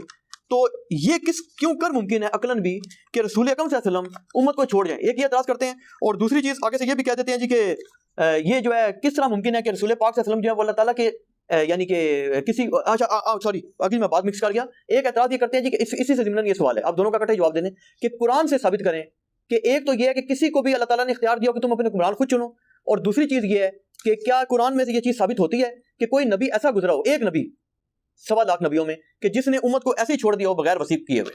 ہاں جی، رسول اللہ صلی اللہ علیہ وسلم. اس کی وجہ یہ ہے، دیکھیں رسول اللہ کی مثال اس اسپیسیفک کیس میں اس لیے پیش نہیں کی جا سکتی کہ آپ کے ساتھ ایک ایسی چیز جڑی ہوئی ہے جو آپ کو اگلے انبیاء سے ممتاز کر دیتی ہے، لہٰذا نبی کے جیسا ہے ہی کوئی نہیں. کیوں؟ وہ ہے ختم نبوت. پہلے کوئی خاتم النبیین 1.25 لاکھ میں لے کے آئیں اور اس سے ثابت کریں کہ وہ خاتم النبیین تھا اور اس نے اپنا وصی چھوڑا پیچھے، پھر بات ہوگی. یہ تاریخ میں وہی پہلی دفعہ ہے کہ اللہ نے فیصلہ کر لیا کہ اب آسمان کا زمین سے رشتہ ختم. ہم آپ کو کہاں سے مثال لا کے دیں؟ کیونکہ ختم نبوت ہو گئی نا. رسول اللہ کی مثال ہے ہی نہیں نا قرآن میں، آپ جیسا تو ہے ہی کوئی نہیں ہے. ختم نبوت کی برکت سے اللہ نے امت کو ٹرانسفر کر دیا. جی ٹرانسفر کیا، مجھے کیا، آپ کو کیا. کنتم خیر امۃ اخرجت للناس تأمرون بالمعروف وتنہون عن المنکر وتؤمنون باللہ. پوری امت کو ٹرانسفر کر دیا نبیوں والا کام. ٹھیک ہے، وسیع ایک اسپیسیفک بندے کو نہیں بنایا. چونکہ ختم نبوت ہو چکی، اب نبی علیہ السلام نے امت کو اس اعتبار سے کوئی سکسیسر کے ساتھ نہیں چھوڑا سوائے اس کتاب کے. اس کی وجہ یہ ہے، اگر آپ کہتے ہیں نا بندہ چھوڑتا تو اب آپ نے قائم رہنا ہے. اگر اگلے انبیاء تھے تو وہ اپنی جگہ نبی یا وصی چھوڑتے تھے، اور وصی وہ نبی ہوتا تھا تو وہ اگلا چھوڑتا تھا. یہ چین ٹوٹتی نہیں تھی نا، تو آپ کی چین تو ٹوٹ گئی ہے، 1200 سال سے ٹوٹی پڑی ہوئی ہے. ہم نے آپ سے واٹس ایپ نمبر مانگا امام مہدی کا، آپ نے کہا گستاخی کر دی. ہم نے کہا میرے بھائی اگر آپ بتائیں گے کہ فلاں عالم دین فلاں جگہ پہ، ہم اس کا ایڈریس نہیں مانگیں گے آپ سے. ٹھیک ہے، 1200 سال سے چین آپ کی ٹوٹی ہوئی ہے، اس لیے کہ آپ کی کمیونیکیشن ہی نہیں ہے اس بندے کے ساتھ. تو اینڈ رزلٹ تو آپ کا بھی یہ نکلا، لیکن ہماری چین نہیں ٹوٹی ہے. حضور کا وصی قرآن ہے، یہ بخاری مسلم سے ہم نے ثابت کیا. ہاں شکر ہے کہ میں 12 اماموں کے زمانے میں نہیں پیدا ہوا، میرے پاس کوئی جواب نہ ہوتا. اللہ نے مجھے بچا لیا ہے ایس موقع میں، تو فیل کر چھڑیا. میں 14ویں صدی چ آیا ہوں جدو تمہیں 1200 سال تو ڈکا لگیا ہوا ہے کہ بندہ تہاڈے سامنے نہیں ہے، امام غائب ہے نا. ہاں تو تہاڈا تو کم ہو گیا نا، میں نے آپ کا جواب دے دیا. اب آ جائیں وہ والا، وہ حدیث آپ ہمیں بخاری سے پیش کریں، مسلم سے پیش کریں. بخاری میں بھی ہے، مسلم میں بھی ہے. ہاں کچھ حصہ اس کا بخاری میں بھی ہے. اس میں آگے الفاظ عبداللہ بن عمر کے بھی پڑھ لینا. آدھی حدیث تو نہ پیش کریں. عبداللہ بن عمر کہتے ہیں یہ ان کا اجتہاد تھا. وہ چرواہے والی جو آپ نے بات کی کہ چرواہا بھی تو بھیڑ بکریاں نہیں چھوڑ کے جاتا، تو یہ کیسے ہو سکتا ہے کہ میرا باپ جو ہے وہ بغیر کسی کو خلیفہ نامزد کیے ہوئے مر جائے. اچھا، اور اس سے انہوں نے یہ رزلٹ نکالا کہ اگر اتنی عقل حضرت عمر میں تھی تو رسول اللہ میں تو اس سے زیادہ عقل تھی، انہوں نے بھی اپنا خلیفہ کسی کو چھوڑا ہوگا. یہ انالوجی بنائی ہے نا.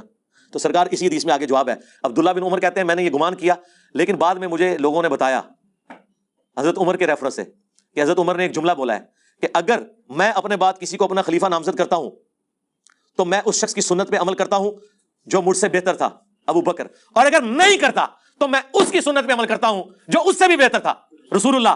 تو کہتے ہیں عبداللہ بن عمر، میں نے کہا اب میرے ابا جی کسی کو خلیفہ نامزد نہیں کریں گے، وہ رسول اللہ کے طریقے کو اڈاپٹ کریں گے، کیونکہ میرے ابا جی جب کمپیریزن کرتے تھے اور حضور کی کوئی بات آ جاتی تھی تو دوسروں کو چھوڑ دیتے تھے. میں نے کہا اچھا ابا نے یہ بات کی ہے، اون ابا نے کسی کو خلیفہ نہیں بنانا. جب انہوں نے یہ بول دیا نا کہ میں اگر خلیفہ بناتا ہوں تو ابو بکر کے طریقے پہ چلتا ہوں، اور اگر نہیں بناتا تو میں رسول اللہ کے طریقے پہ. تو عبداللہ بن عمر کے الفاظ اسی حدیث میں موجود ہیں کہ میں نے سمجھ لیا اب میرا ابا کسی کو خلیفہ نہیں بنائے گا. تو اس میں خود موجود ہے کہ حضرت عمر خود کہہ رہے ہیں کہ خلیفہ نہ چھوڑنا پولیٹیکل یہ سب سے بہتر طریقہ اور رسول اللہ کا طریقہ ہے. ادھی روایتیں پیش کرتے ہیں. دیکھیں ہمارا یہ چیلنج ہے، ہمارے مخالفین جو بھی یہ پک اینڈ چوز کرتے ہیں وہ پوری روایتیں نہیں پیش کر سکتے. یہی لوگ ہیں. اور جی مسند احمد میں ہم عائشہ نے حضور کے اوپر ماتم کیا تھا، آگے بھی پڑھو نا، انہوں نے کہا یہ میری کم سنی تھی اور بعد میں مجھے اس کے اوپر افسوس ہوا. اے نہیں پڑھ دے نہیں جی کیتا تے ہے نا وہ اگے دے انہوں نے رجوع ریکارڈ کراتا نا. حقیقت بات ہے, آپ اس کو چھوڑ دیں. میں کہتا ہوں کہ جی نبی علیہ السلام سے جو صحابہ کی عقیدت تھی اس میں وقتی طور پہ سارے صحابہ بھی کالے کپڑے پہن کے ماتم شروع کر دیتے نا, کوئی بعید بات نہیں تھی. اس سے بڑی چیز ہوگی کہ حضرت عمر نے تلوار اٹھا لی کہ میں قتل کر دوں گا جو کہہ رہے ہیں. صحابہ کا عشق حضور کے ساتھ اتنا تھا, اس میں کسی سے بھی مس ہینڈلنگ ہو سکتی تھی. حضرت عمر سے ہو گئی ہے جب حضرت بکر نے ان کو بٹھا دیا اور وہ آیات پڑھی وما محمد الا رسول قد خلت من قبلہ رسول یا انک میت و انہم میتون, یہ آیات پڑھی. تو سرکار یہاں بیٹھ کے اس سینیریو کو آپ امیجن نہیں کر سکتے. ٹھیک ہے جی یہاں پہ اور دیکھیں جی لشکر اسامہ نہیں روانہ ہو رہا تھا, حضور نے کہا تھا روانہ کرو. یار اس لیے روانہ نہیں ہو رہا تھا, حضور حالت نزا میں تھے. مجھے بتائیں ان کو تو چھوڑ دیں. آج نبی الاسلام ہم میں موجود ہوں اور حالات و واقعات بتا رہے ہوں کہ آپ کا آخری وقت آ چکا ہے اور آپ نے اشارے بھی دے دیے ہیں. اذا جاء نصر اللہ والفتح بھی نازل ہو چکی ہے. اور عبداللہ بن عباس کا باپ عباس حضور کا چچا کہہ رہا ہے کہ حضور کا چہرہ میں پہچان رہا ہوں. بنو ہاشم جب موت کے قریب ہوتے ہیں نا تو مجھے ان کے چہرے سے پتہ چل جاتا ہے. ظاہر ہے وہ بنو ہاشم کے اس سارے سینیریو میں حضور آپ کو یہ کہہ رہے ہیں کہ فلاں جہاد پہ چلے جاؤ. ٹھیک ہے تو صحابہ تو کیا حضور کو اس حالت میں چھوڑ کے جا سکتے ہیں؟ وہ تھوڑے دور جا کے انہوں نے پڑاؤ کر لیا کہ کہیں ایسا نہ حضور فوت ہو جائے اور ہم حضور کے جنازے میں بھی شامل ہو سکیں. اس سے یہ لوگ پتہ کیا نتیجہ نکالنا چاہتے ہیں, اس پہ بلکہ ویڈیوز بھی بنائی انہوں نے, جو آپ نے اچھا کیا آپ نے یہ بات کور کر لی. نہیں میں نے کور کیا ہے. میرا ایک لیکچر جسے میں قیامت کے دن رسول اللہ کی بارگاہ میں پیش کر سکتا ہوں وہ ہے کہ رسول اللہ کا قاتل کون. میں نے ان کے سارے اعتراضات کے جواب دیے ہیں. یہ کہتے ہیں حضور کو زہر دیا انہوں نے حدیث لدود کے ذریعے, وہ حضور کے منہ میں دوائی ٹپکا رہے تھے, انہوں نے کہا زہر ٹپکا دیا. اس کے آگے اس کا جواب موجود ہے. حضور علیہ السلام وہ صحابہ کہتے ہیں ہم نے حضور کے منہ میں دوائی ڈالی جان بوجھ کے. حضور اللہ کہتے رہے نہ ڈالو, لیکن ہم نے یہ گمان کیا کہ مریض جو ہے نا وہ دوائی کو ناپسند کرتا ہے اور اس وقت نبی علیہ السلام کی تکلیف ہے اور وہ تو چاہتے تھے کہ حضور کی تکلیف دور ہو. آپ اپنے چھوٹے بچے کو ٹیکا نہیں لگواتے, ٹھیک ہے وہ لاکھ کہتا ہے لیکن آپ سے اس کی حالت نہیں دیکھی جا رہی. تو صحابہ سے حضور کی حالت نہیں دیکھی جا رہی تھی, وہ آپ کے منہ میں دوائی ٹپکا رہے تھے. ٹھیک ہے یہ کہتے ہیں زہر ٹپکا دیا. اس کے آگے موجود ہے بخاری میں پھر حضور کو افاقہ جب ہوا تو آپ نے کہا کہ وہ دوائی لے کے آؤ. وہ دوائی لائی گئی. آپ نے فرمایا میں نے تمہیں منع کیا تھا, یعنی حضور کہہ رہے تھے کہ میں اس حالت میں بھی قابل اتباع ہوں. حنفی تو کہتے ہیں حضور بوڑھے ہو گئے تھے تو اتباع کے قابل نہیں رہے کیونکہ جلسہ اسرات کرتے تھے. جلسہ اسرات تو حضور سکھایا کرتے تھے. حضور کبھی بھی ایسی حالت میں نہیں رہے کہ آپ قابل اتباع نہیں ہوں. آپ فرما دیتے تھے اگر کوئی کریٹیکل سچویشن آتی تھی تو آپ کہہ دیتے تھے کہ یہ خاص میرے لیے ہے. جیسے بخاری مسلم حدیث ہے کہ میں بیٹھ کے بھی نماز پڑھوں اللہ مجھے پورا ثواب دیتا ہے لیکن تمہیں آدھا ملے گا, وہ آپ کلیئر کر دیتے تھے. اب اس حالت میں نبی علیہ السلام نے کہا وہ دوائی منگوائی گئی. آپ نے سارے صحابہ کے منہ میں ٹپکوائی سوائے حضرت عباس کے, کیونکہ وہ اس میں شامل نہیں تھے. تو سرکار اگر وہ زہر تھا تو سارے مار کیوں نہیں گئے؟ اور دوسرا اس دوائی کے بعد تو حضور صحتیاب ہوئے ہیں. اگر زہر تھا اور حضور اس سے یہ پک اینڈ چوز کرتے ہیں, آؤٹ آف کانٹیکسٹ چیزیں کاٹتے ہیں, اسی میں ان چیزوں کے جواب موجود ہوتے ہیں. علی بھائی جو جیش اسامہ والی بات ہے اس کو کلیریفائی کر دیں. جی میں نے کلیریفائی کیا ہے. نہیں اس میں پتہ ہے یہ موقف کیا بناتے ہیں ان کا موقف. جی مجھے پتہ ہے ان کا یہ کہتے ہیں جی کہ رسول پاک صلی اللہ علیہ وسلم نے جان بوجھ کر ان کو اللہ پاک نے غیبی خبر دی تھی کہ میں دنیا سے وصال فرما رہا ہوں اور ان کو یہ پتا تھا ان کے بقول کہ جی وہ یہ معاملات اس طرح کریں گے, اسی لیے انہوں نے یہ جو شیخین علیہ السلام تھے ان کو انہوں نے کہا تھا کہ تم اس چھوٹے بچے کے انڈر ہو کے چلے جاؤ تاکہ یہ لوگ دور ہو جاتے. یہ کہتے ہیں یہ پورا اسقیفہ والا معاملہ ہوتا ہی نہ حضرت علی کو ان کے انڈر. اس کا مطلب آپ کیا سمجھ رہے ہیں کہ شیخین جو ہیں وہ اللہ سے بھی جیت گئے, رسول اللہ سے بھی جیت گئے, اس اللہ سے جس نے قرآن میں کہا هو الذی ارسل رسولہ بالہدی ودین الحق لیظہرہ علی الدین کلہ, اس دین کو سارے ادیان پہ غالب کرنے کے لیے جس پیغمبر کو بھیجا تھا.